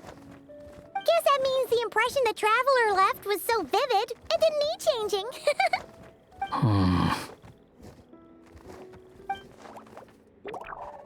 Hello, everyone!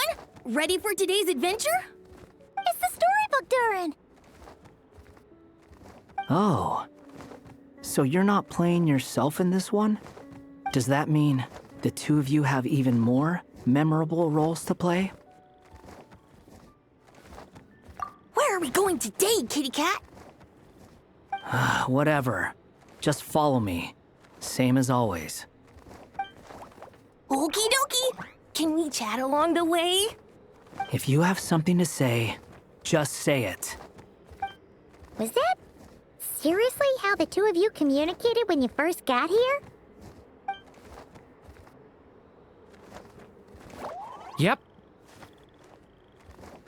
Anyway, how do we get ourselves out of here? Usually, the narrator gives hints to help us figure out what to do. Speaking of which, about time we got some of those, don't you think? The story's vines had woven themselves together into a giant tree, the boughs of which a little storyless dragon now paced, homeless among its leaves. He had to find a way to leave this place and set off in search of a home of his own. If he stayed, the world would erase him from its memory altogether. To leave this place? But where am I supposed to go?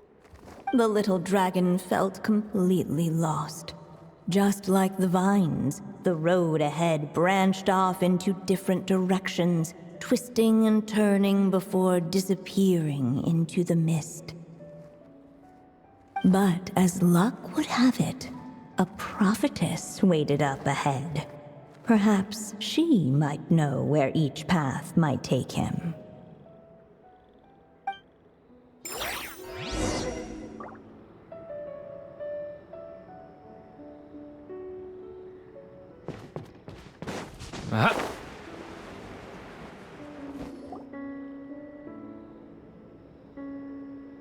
Oh, you must be the little lost dragon. It's true. My friends and I are lost. This meeting was no accident. The prophetess was in fact the seer witch, here to present her promised gift. The seer witch? Oh yeah! That's Mona's teacher, right? The old hag? Insolent child. I am the seer witch, your prophetess, not some old hag. Sorry! Now, little lost dragon, I have come to bestow the gift I once promised. A prophecy. A prophecy? Hear me now, for my prophecy is this. One day, the dragon from beyond the castle shall be reborn, and none may avert its coming. The wind took the prophecy and swept it off into the distance. And so, the little dragon was shown a path to wander.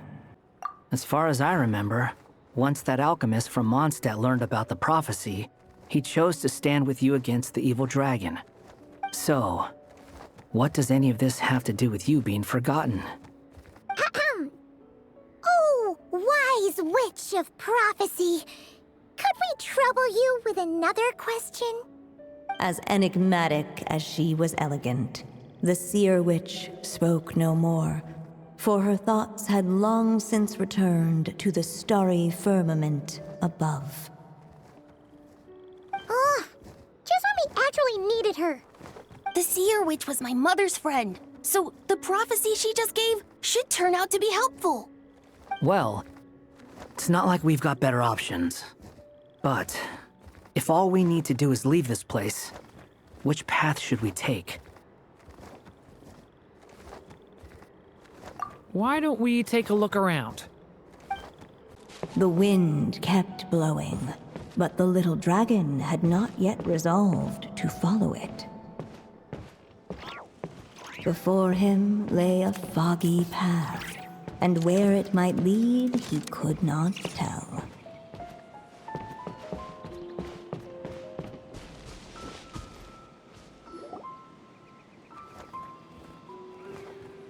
If we go this way, we'll be heading back to Mondstadt, just like we planned. Out of all the options so far, this seems like the safest, right? At least we know what happens next.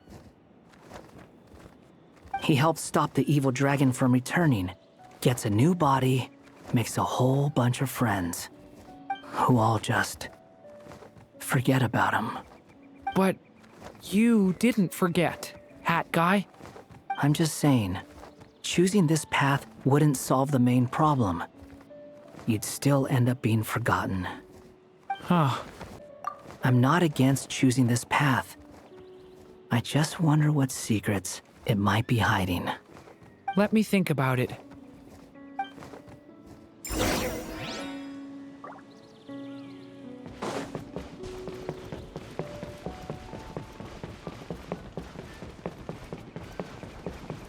I still think you should keep going, little dragon.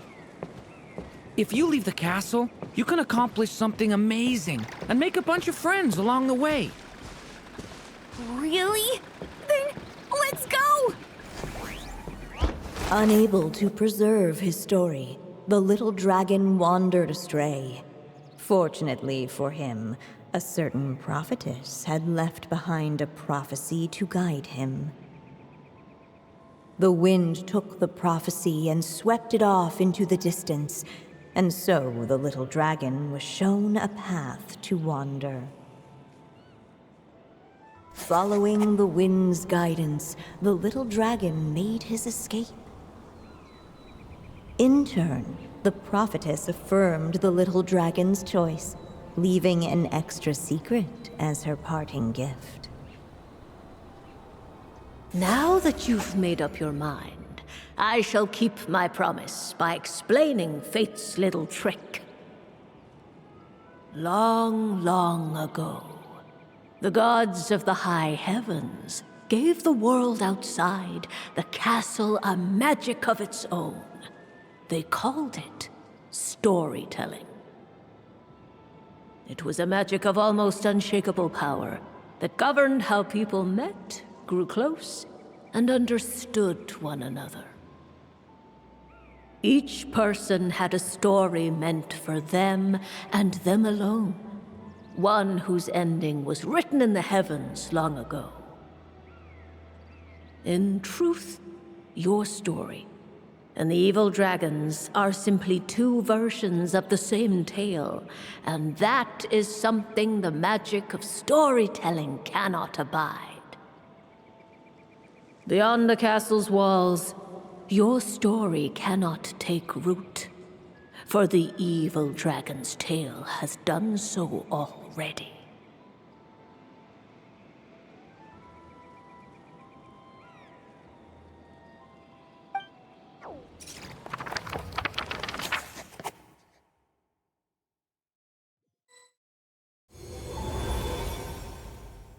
So, that was the secret? Huh. But, what does that mean? You still don't get it? Simulanka Durin and Tevat Durin share a special kind of connection. Their fates are mirror images of one another. While they were in two separate worlds, there may have been some mutual influence, but their fates were independent. But when Simulanka Durin came to Tevat, a version of his fate already existed there. So, How can two fates exist at the same time? The answer is, they can't. The rules of this world don't allow it. You can't return a book you never checked out in the first place. So, what's Durin supposed to do? Those mages seem to have come up with quite the ingenious solution.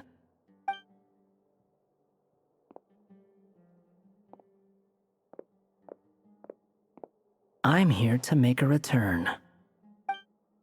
As I said, there's no record of Volume 5 of this series ever being checked out. Then just think of this as Volume 6. Based on what I know, the author was planning on publishing another volume anyway. The catalog does have a slot reserved for Volume 6. So, this is it? Sure, let's go with that. All you need to know is, I'll be the one writing this series from now on. You... What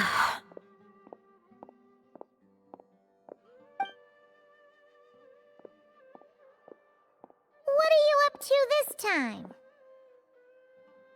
Remember the red tape I mentioned before? Well, I just took care of it. Now, I guess you'll be off to see your alchemist friend? It should be pretty obvious by now. He has the answers you're looking for. Well, we do have a whole bunch of things to confirm with Albedo, that's for sure. But didn't Jean say he'd be gone for quite a while? I'll join you. Just let me know when it's time to go. Hat guy? Don't sound so surprised. I'm part of this story too, aren't I? I'm just playing my role. Well, yeah. But it's not that. I just feel like you want to help, but something's holding you back. When I first realized you were being forgotten by the world, I thought it might be because you spent too much time with me.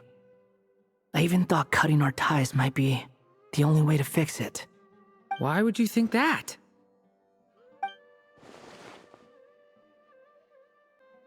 It doesn't matter now. Judging from the answer this book has given us, I was probably overthinking it.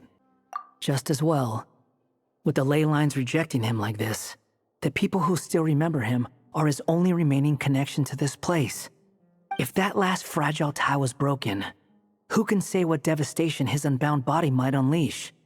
And to think I'm one of the people keeping you here, instrumental in helping change your fate. Can't say I saw it coming. Well, if it's good enough for Hat Guy, it's good enough for me. After all, he is about as odd as humans get. Excuse me?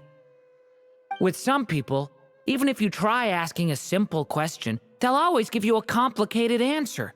And the more you ask, the more complicated it gets.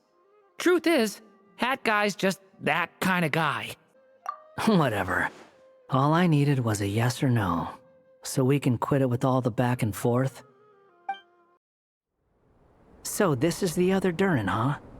If this had been the dragon that ended up being revived in Mondstadt, there's no telling what kind of calamity that people would have had to endure. So, if you think about it like that, Durin's actually a hero. No, I'm just a little envious, that's all. Not everyone gets a chance to be a hero. Actually, most of the credit belongs to Albedo. Then again, barely anyone even remembers you at this point. So I guess there's not much left to envy. Ah, so you three still remember Durin. Looks like the memory loss hasn't spread to close friends. Yet. I guess that means my memory of you must still be complete as well. Albedo. You're finally here! Oh, boy, do we have a whole pile of questions for you! Oh, you're here too? I think I've pieced together some of what happened to him. But what's your take on things?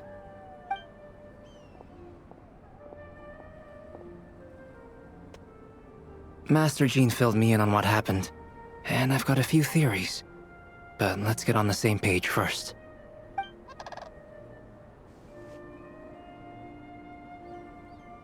Well, physically, he's doing fine. His body is holding the abyssal power at bay. And there's nothing whatsoever to indicate any risk of collapse. point of view, there's nothing wrong with him? The issue isn't so much that the abyssal power within him has gotten out of control. It's that the connection between his will and body is fading. If he ends up losing his conscious will, his body will fall back on its biological instincts. And that's when the abyssal power within it will take over. This book mentioned a witches' gathering. It seems like quite a few of these witches got themselves involved in Durin's case. Which brings me to my theory. Bringing fairy tale Durin into this world to replace the Durin on Dragonspine means using one Durin's fate to overwrite the others. But the power of alchemy alone would not be enough to pull off such a feat. It would have required the combined use of Miss Barbeloff's astrology, my teacher's alchemy, and Aunt Alice's magic. After learning of Miss Barbeloff's prophecy, Durin and I finally came up with a way to settle the Dragonspine Durin problem for good. And I took care of the alchemy side of things, which, looking back on it, seems to have been a part of their plan all along. So now, there's only one thing missing.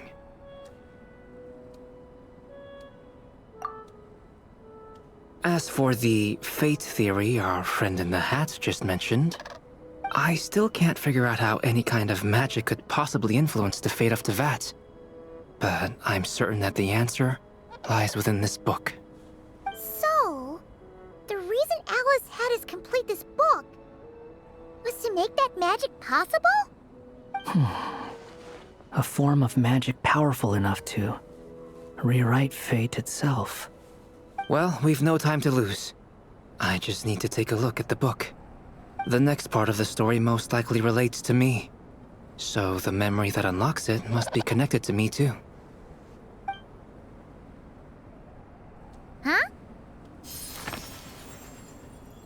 The giant tree was home to a broken branch, the shape of its splintered arm aligning perfectly with the branch that had burst forth from the castle walls. Join yourself to that broken bough, for there you may take root at last, and henceforth bask in the sun and rain of the world beyond the castle. But first, fetch the stickiest clay and let it bind the scar of the break. I see.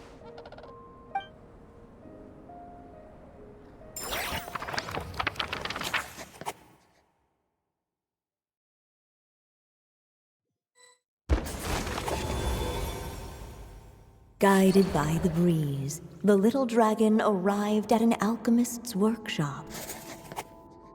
There he was greeted by a clay figure, a child molded by the Sage Witch's hands. Though gentle in appearance, he had inherited his mother's cold, sharp wisdom. And he was determined to avert the calamity the evil dragon would bring, and so was his helper, none other than the little dragon himself.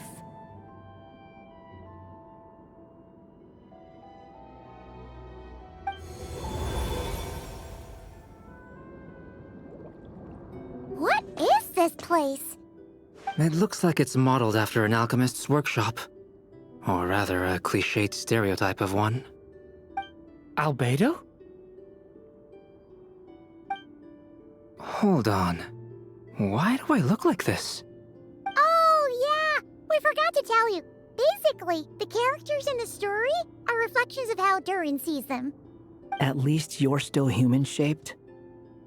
Well, since Cat Guy has taken on a different appearance too, that must mean the two of us are both characters in the story. But you, Paimon, and Durin haven't changed at all. You must be special figures in some way. I'd like to know more about that too. But seeing as none of them can explain it, let's just concentrate on moving the plot forward.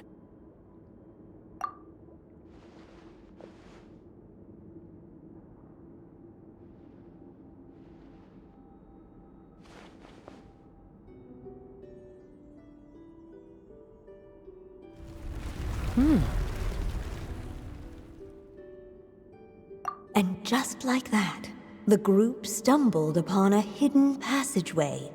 Intricately crafted, it seemed to lead them towards another exciting chapter of the tale. Come on! What are we waiting for?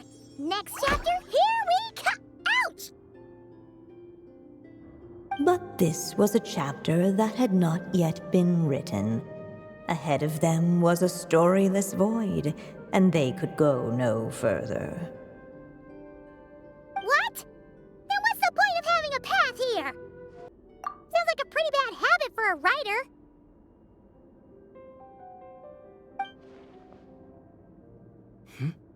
Over here. I found something. What the clay figure found was none other than the evil dragon's heart itself. Though the creature had perished long ago, its heart was still there, pulsing away and growing warmer with every beat. And the clay alchemist knew what it meant. That the evil dragon would return one day, just as the prophecy had foretold. Yet, guided by his mother's wisdom, he foresaw another fate. If only the alchemist could bestow this heart upon the little dragon, he might be reborn in the evil dragon's stead.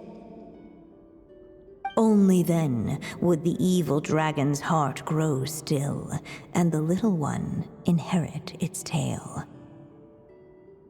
Sounds like this chapter's about Albedo bringing me to life? If that really was the solution, though, this would have been over the minute I finished the transmutation. So why is Durin still being forgotten? There has to be some other reason. Yeah, I'd like to explore the area a bit more.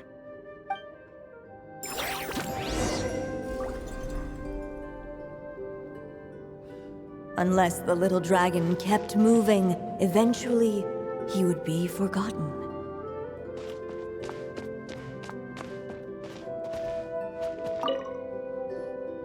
The evil dragon's heart continued to beat, as if waiting for the little dragon to accept it as his own.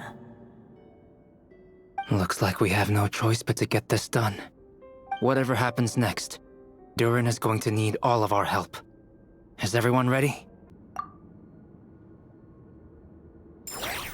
What the clay figure found was none other than the evil dragon's heart itself. Though the creature had perished long ago, its heart was still there, pulsing away and growing warmer with every beat. And the clay alchemist knew what it meant. That the evil dragon would return one day, just as the prophecy had foretold. Yet, guided by his mother's wisdom, he foresaw another fate. If only the alchemist could bestow this heart upon the little dragon, he might be reborn in the evil dragon's stead. Only then would the evil dragon's heart grow still, and the little one inherit its tale. At last, the little dragon accepted the evil dragon's heart, and a new life came into being. The evil dragon's heart beat in his chest, and the little dragon's soul guided him forward. Thus did the prophecy hold true, even as fate had been rewritten, and so was the little dragon born anew.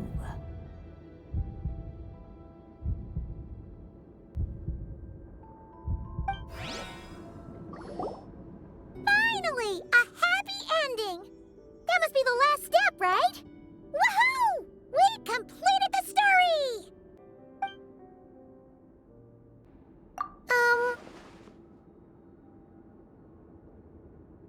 Born anew, the little dragon set off once more, his story far from over. Huh? So, that wasn't the end?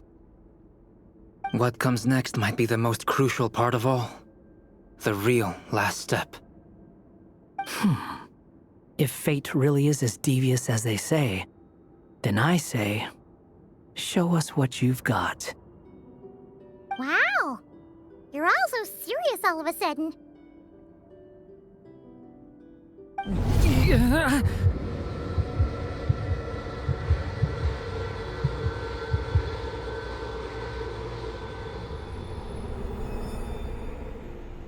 Durin, are you alright?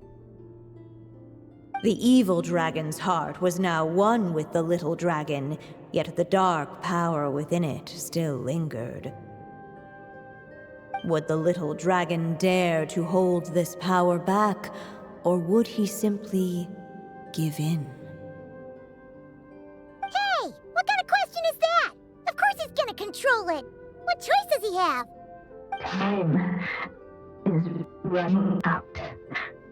So, would the little dragon dare to hold this power back? Or would he simply give in? What's up with the narrator?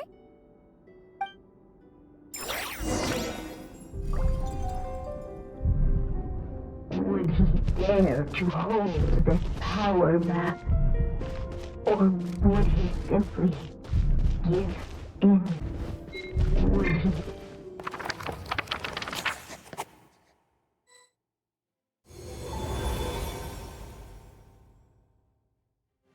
The little dragon was at an impasse, and the dark power within him surged like a tide. Unchecked, the darkness engulfed everything around it, including the little dragon's soul.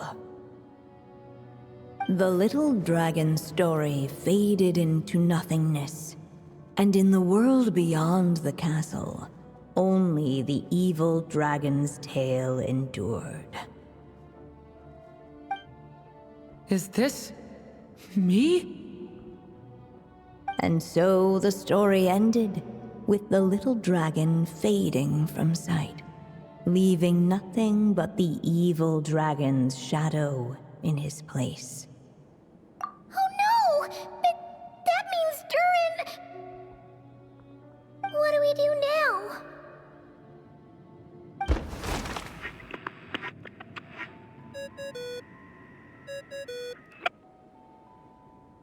Hello, children.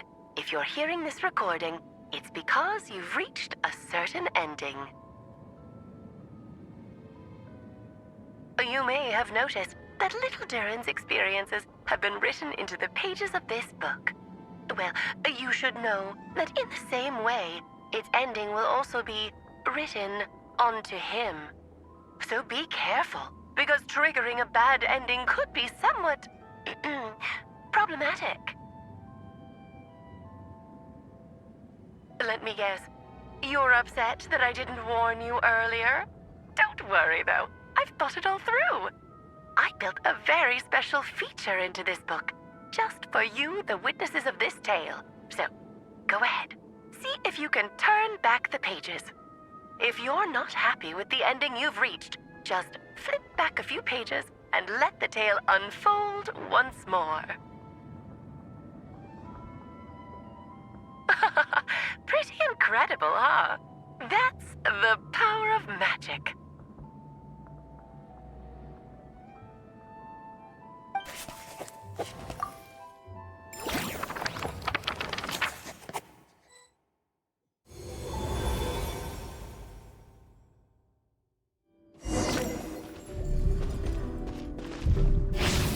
Would he dare to hold this power back?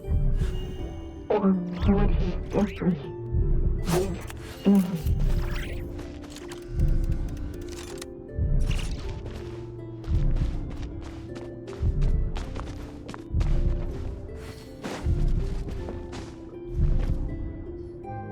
The little dragon and his companions blank. Blank again. Huh? What's going on? Are we running out of ink? Once the ink runs out, is that the end of the story? I had a feeling this would happen. What's happening to the others? Now that the story's ink was spent, all that lay ahead were blank pages.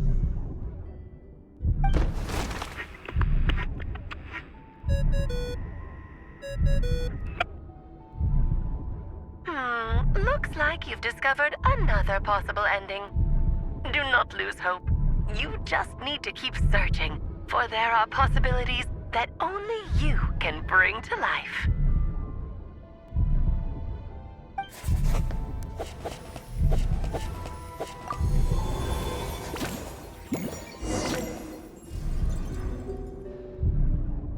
Would he dare to hold this power map? Or would he simply... Returning to the castle. I just never thought crossing over into a new world would create so much trouble. All I wanted was to make some friends. I'm starting to think I kinda miss being in Simulanka. You might look back on it with fondness, but if I were you, I wouldn't miss it. Why? Sometimes, moving on with your life comes at a cost. But that's better than going nowhere at all. You don't have to worry, Durin. No matter what problem you face, there will always be a solution. Okay. Sometimes I wish I could just go back and see it again.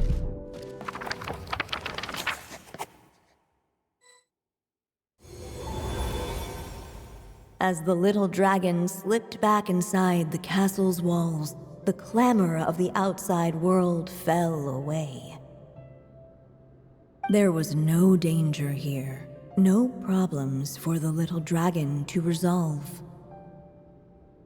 As soon as his mother finished her story, it was time for the child to drift off into the world of dreams. And so the story ended, with the little dragon fast asleep in his castle, just like he had never even hatched. What's going on? I feel so weak. Hey, what's happening? Durin, wake up!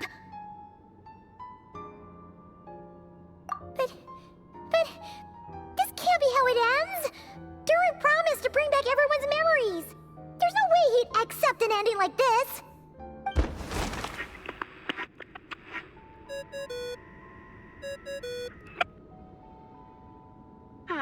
Looks like you've discovered another possible ending. Do not lose hope.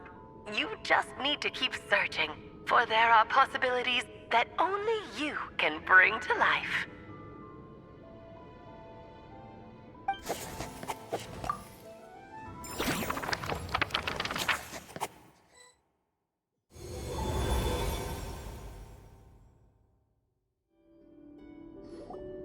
What's going on here? Why isn't the story letting Durin just suppress the abyssal power? It keeps getting stuck.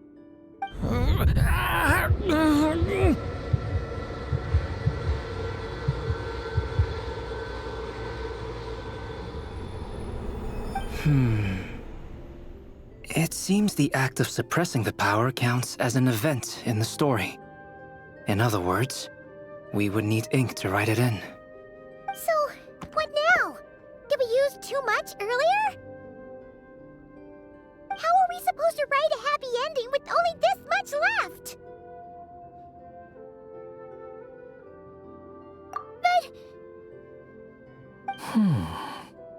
Well, this is Durin's story. As long as he's alive and well, why should it end? If there really is such a direct correlation between the story and his fate, I may have a potential hypothesis.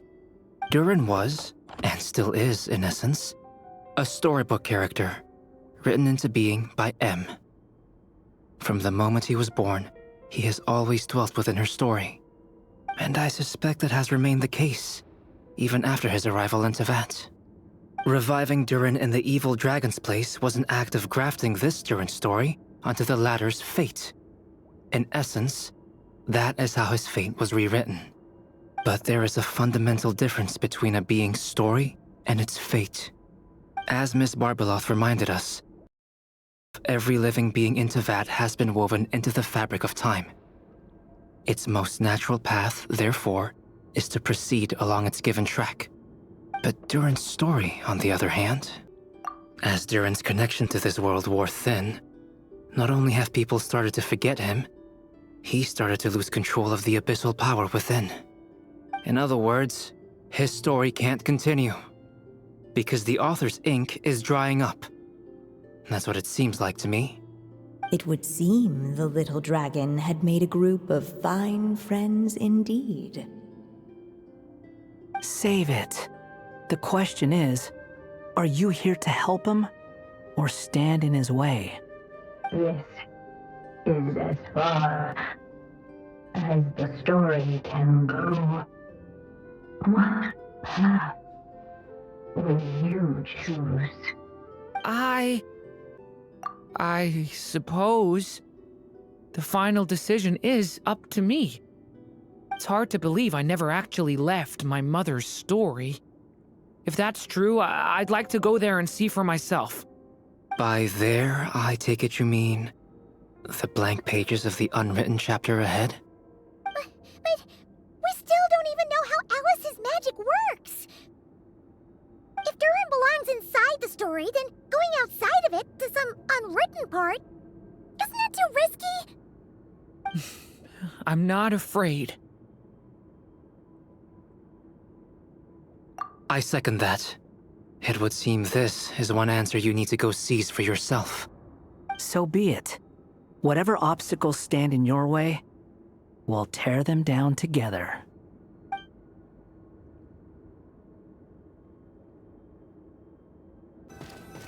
They think that invisible wall. It was as if the little dragon was staring the uncrossable edge of existence itself. It said all other things began to fracture as if struck by love. And then well.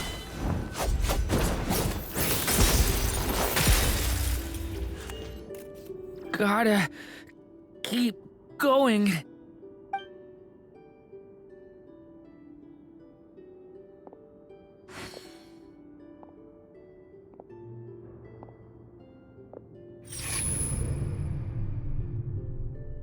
Ahead lies only a stormless void. My consciousness is slipping away. Keep going, Durin. A pure soul is your essence, not an empty void. I feel so weak.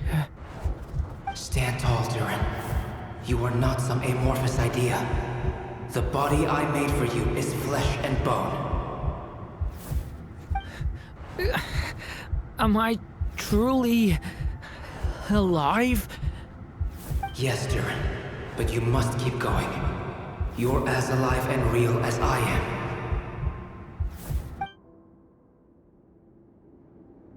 I can't feel a connection. You're not alone in this world, Durin.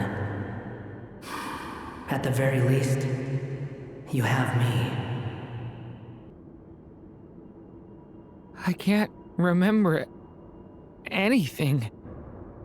Who am I?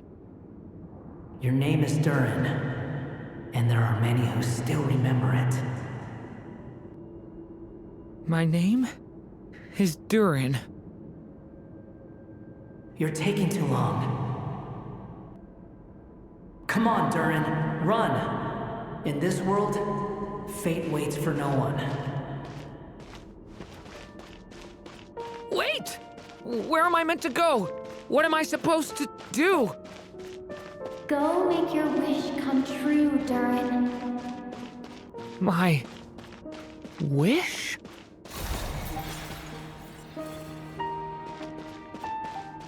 Your story's not over yet.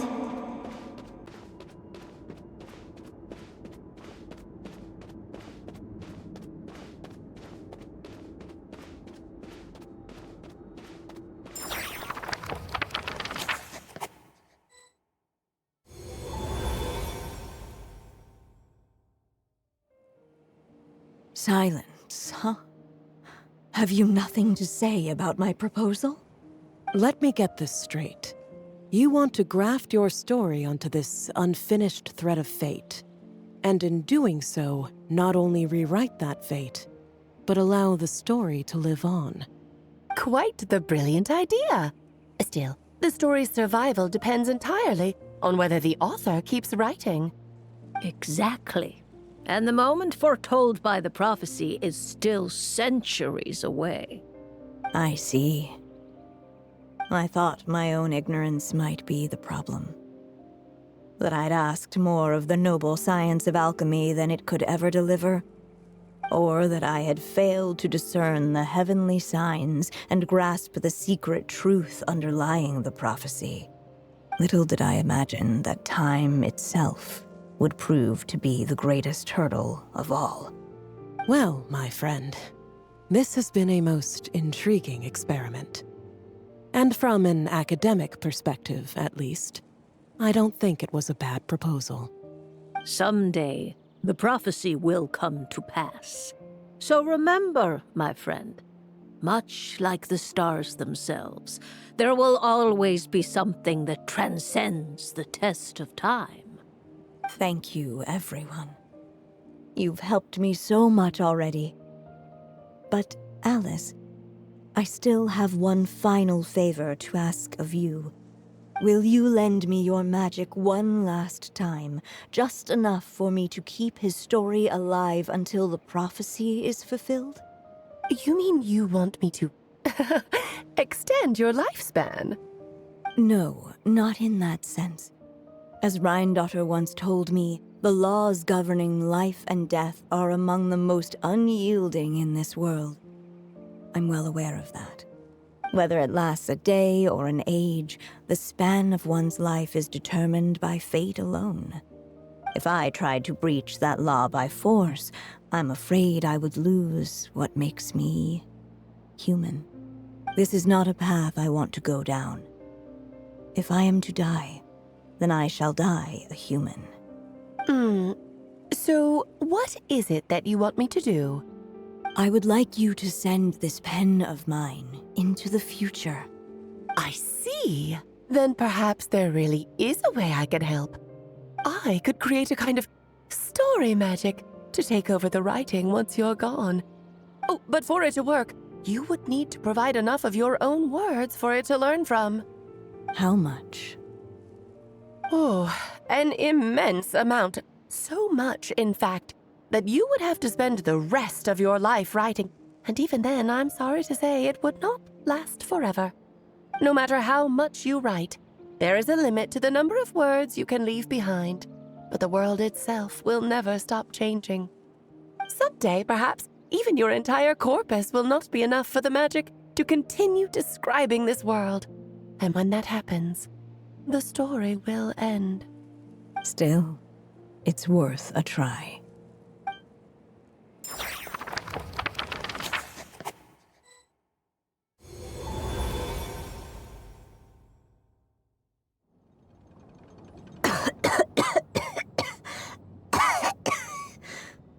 Oh, my dear Anya.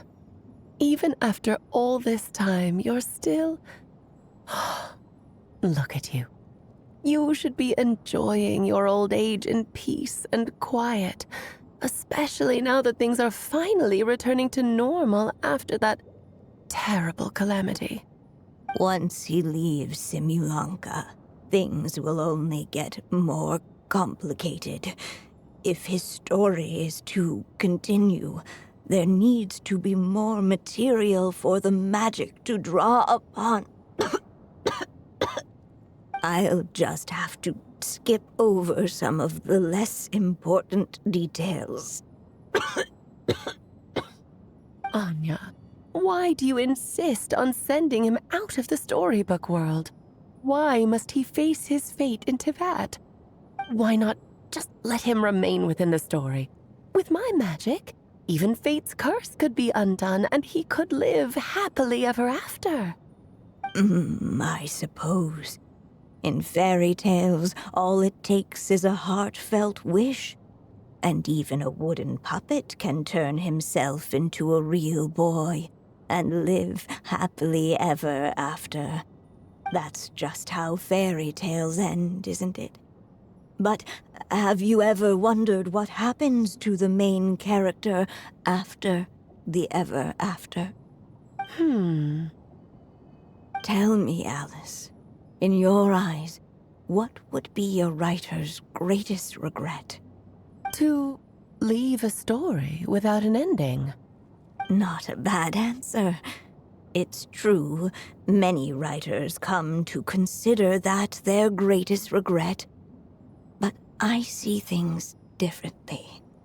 My greatest regret is that every story I write has to come to an end in the first place. Anya.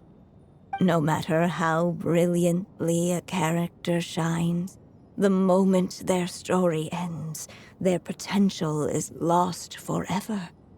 For them, the story itself becomes an inescapable fate. But what if, instead, I could place my pen in their hand and let them continue the story themselves? You mean... You said it yourself. I can only leave so many words behind. Even with your magic, the idea that I could keep the story going until the prophecy comes to pass is wishful thinking at best. But I've found a way to use your magic to transform some of my finished stories into a special kind of ink. This ink is a magical medium he can use to complete the story the way he wants to. For what is storytelling but another kind of magic? And if he can experience the whole tale himself while leaving behind his own wishes and aspirations, even once he reaches the chapter where I stopped, he'll still be able to carry the story forward on his own. And so, by leaving him this ink, I can entrust him with the responsibility of writing his own story. A character with the power to write their own story. That way, he'll finally be free from the cage that is my pen. And like anyone else living in the real world, he can go on to create a life of his own. And you no longer need to worry about the constraints of my magic. What a brilliant idea, Anya. But there are still risks. First of all, once he arrives in Teyvat, he'll have to rely entirely on the story you left him to maintain his connection to that world. As you gradually hand over creative control, that connection will grow weaker, and at some point, he might lose it altogether. But at the same time, he'll also have the chance to forge that connection for himself. The issue is, this method taps into too many of Teyvat's core secrets. Any overt hints you try to leave will be erased in no time. In fact, it'd be hard for you to leave anything at all to guide them. We still have the story itself, though. I can use that to show them the way. It's entirely possible he burns through all your ink, never reaches the chapter you had in mind, and gets stuck, roaming the chapters of his past. But despite all that, I still believe in what this child can become. His hopes and wishes can be his ink, so he won't be trapped by mine running dry. Oh, what the writer you are, Anya.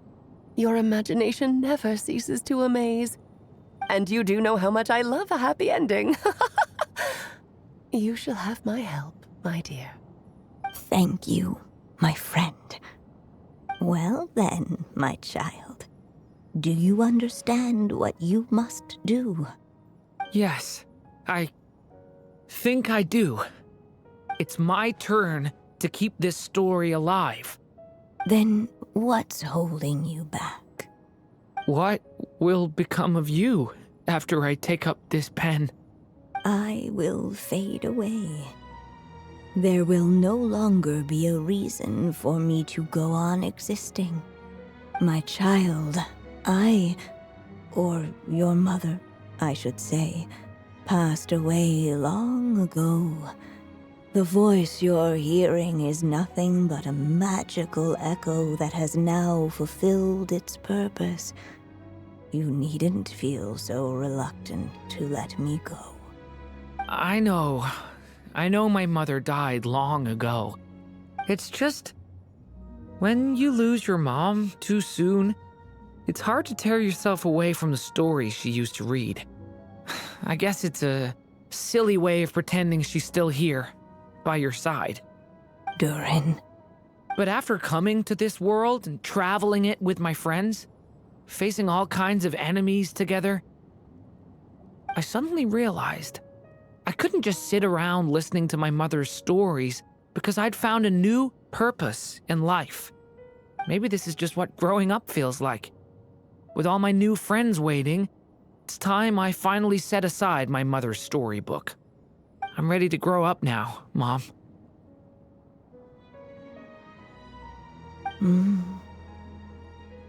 Then take this. A gift I should have given you a long time ago. You've witnessed this story from the very beginning. Made your wishes, offered your blessings, and even wrote your choices into its pages. From here on out, this pen is yours. Now I ask of you, the other pillar of this story, as both its reader and its witness, will you turn the page so the next chapter can begin?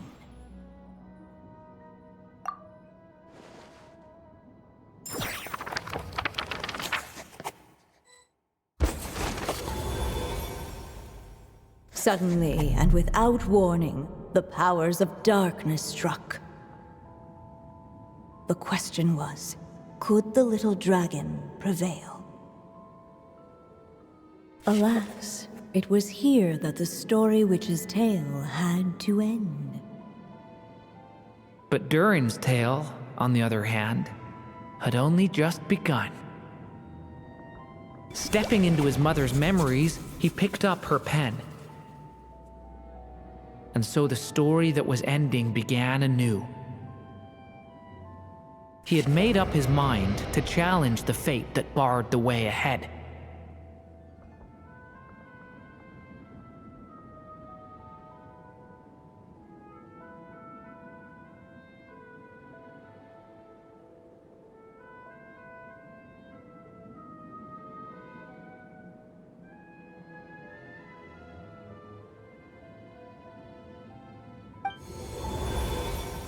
Looks like this is the final step.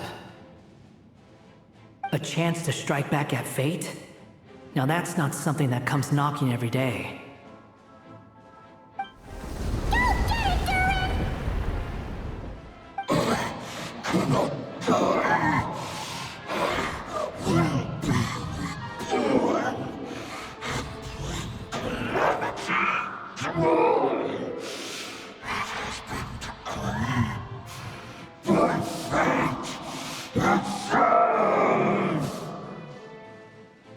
No, that fate no longer defines me. In the end, only my story shall endure.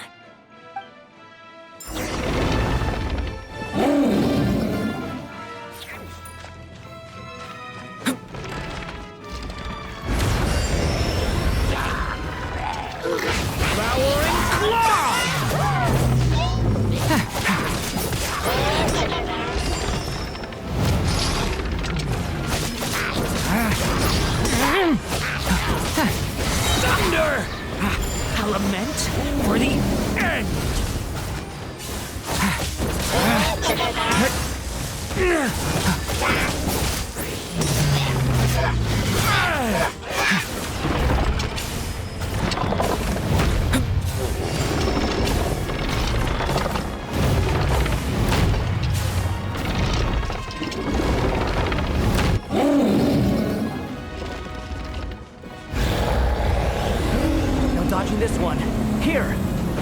lift you up.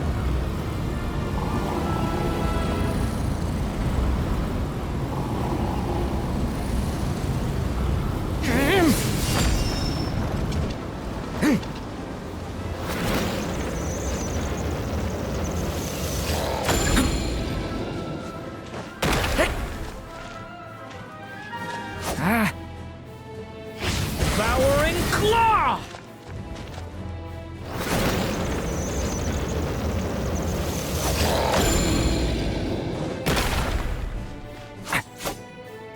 Devouring Claw!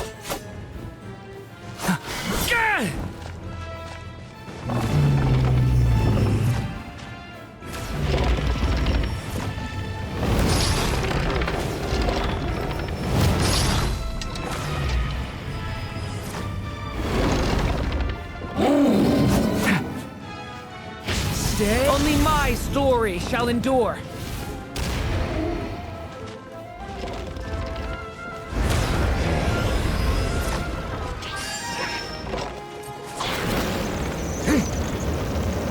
Stay back! The story has only just begun!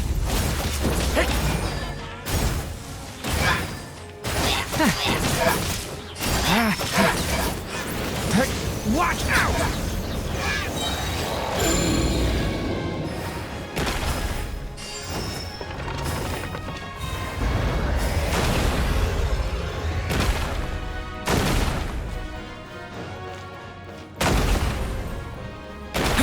Looks like there's nowhere to hide.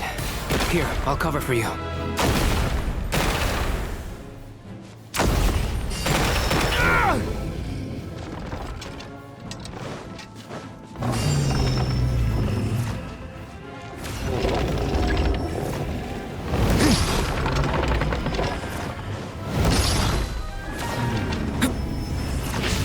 This time, the light prevails.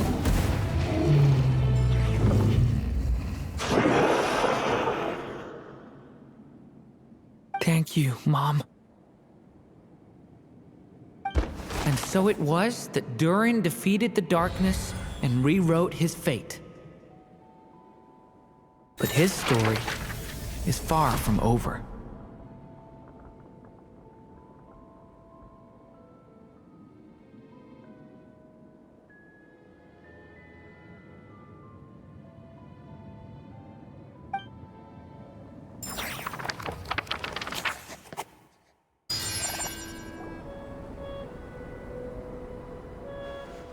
Is everyone okay? We're fine, thanks. And hey, we all saw how you fought back there. That was awesome! I have to admit, I do feel like something in me has changed. I owe you all so much. Without your help, I don't know if I could have ever made it this far. Just a shame I could only help out from the sidelines. Like I said before, it's not every day that you get to put fate in its place. Well, I'm sure you'll hear it someday. Hear what? The chance to strike back at fate knocking at your door. Yeah, maybe someday. Allow me to just check one thing.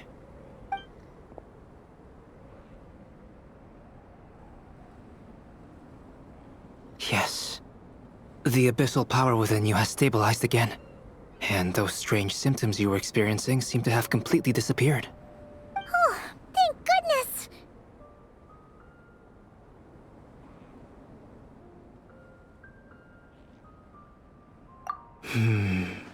I wonder what it means, though. Aside from the principles of alchemy, what other law of this world governs his being? Look, it all turned out fine, so just leave it at that. Now that this one's out of danger, it's time for me to get out of here. You're leaving so soon? Well, don't humans usually throw a party after something like this? A party? Do I look like that kind of guy? Anyway, come find me again next time you're in trouble. That's what friends are for, right? In a way, though, he is right. This is Durin's moment to celebrate. not the time for academic discussions. Hey, I don't blame you for asking. And honestly, I'd be perfectly happy to talk about it. It's just, I wouldn't even know where to start. It's all right. I'm sure we'll get a chance at some point. After all, your story's only just begun. Mm-hmm. All right then. Traveler and Paimon, we'll part ways here. Given the extraordinary nature of the things we witnessed today, I need to make sure it's all recorded properly. Okay, see ya! So, it's party time next? Huh?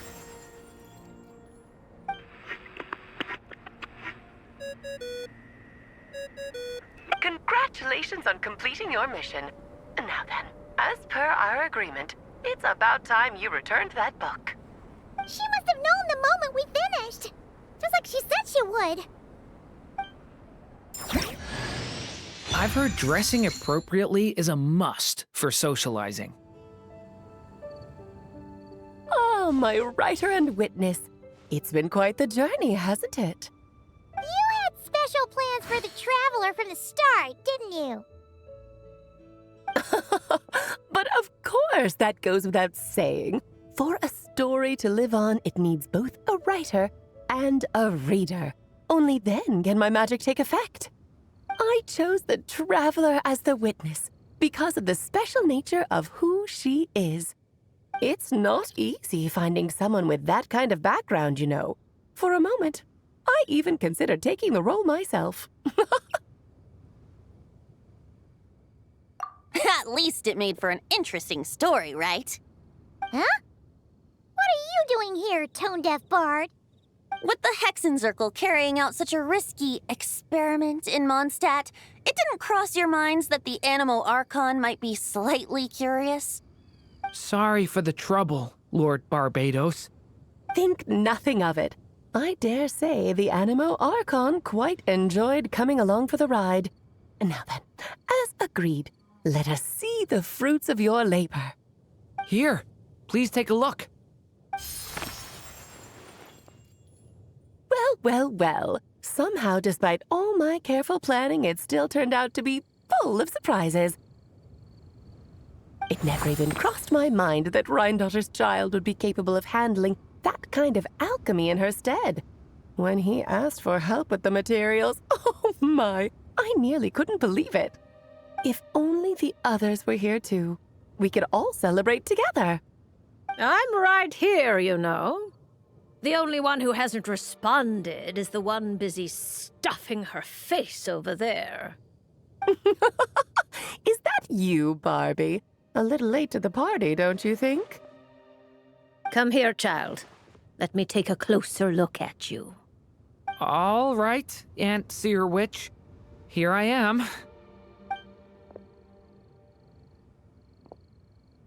Just as I thought. This child's fate does not appear among the stars. Anya has accomplished what almost no one before her could. What does that mean? Child, all you need to know is that you're very lucky indeed. Oh. Just like how she was in the story, huh? Tell me, little Durin, what will you do next? I, for one, cannot wait to see how your story unfolds. Well, there's so much I want to do. I'm not even sure where to begin. How about settling your most recent regret?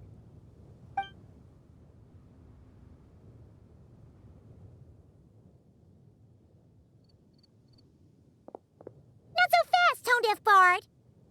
What exactly did you just tell Durin to do? To make a long overdue wish come true. Thank you once again, Alice. How much time do you have left? I believe these should be my final moments. Just enough time to say goodbye to my dearest friend. This feels like having to say our final goodbyes all over again. I don't like it. Not one bit. I don't know how to respond to that. Strange. You were always such a cheerful figure in my stories. I even dubbed you the Merry Witch, you know. Oh, please. You know full well it was your stories that first taught me what true pain and sadness felt like. Aside from saying goodbye to me, shouldn't you also leave a few words for the child? Since the book will be his to continue, why don't you write him a little parting note? There's no need. His mother already did that long, long ago. All that remains is for me to convey it on her behalf.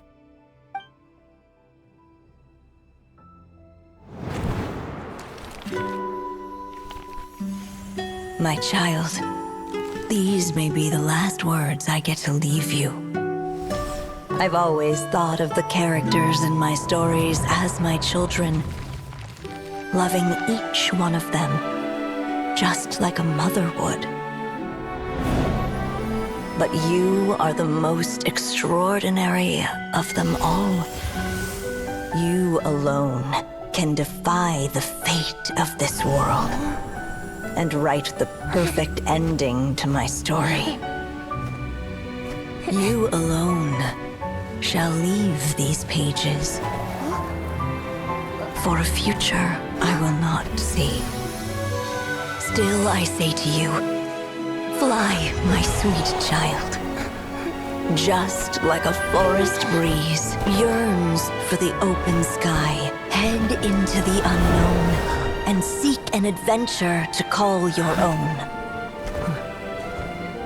If you meet a dragon bright as 1,000 jewels, dance through the air together. You are not alone, for this world has accepted your place in it. Do not lose heart. You still have many wishes left to fulfill. A long tale awaits you, my love. Let songs and flowers be the ink that fills its pages. Take my pen and use it to continue your story.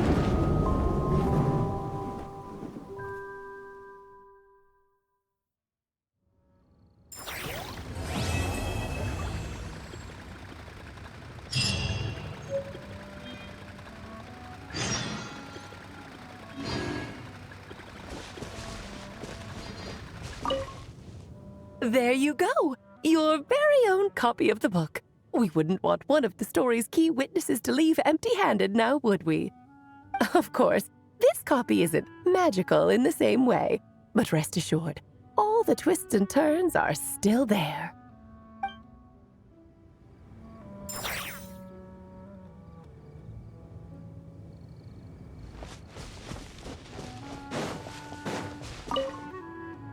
And so they flew together, Durin and Dvalin, over the skies of Mondstadt.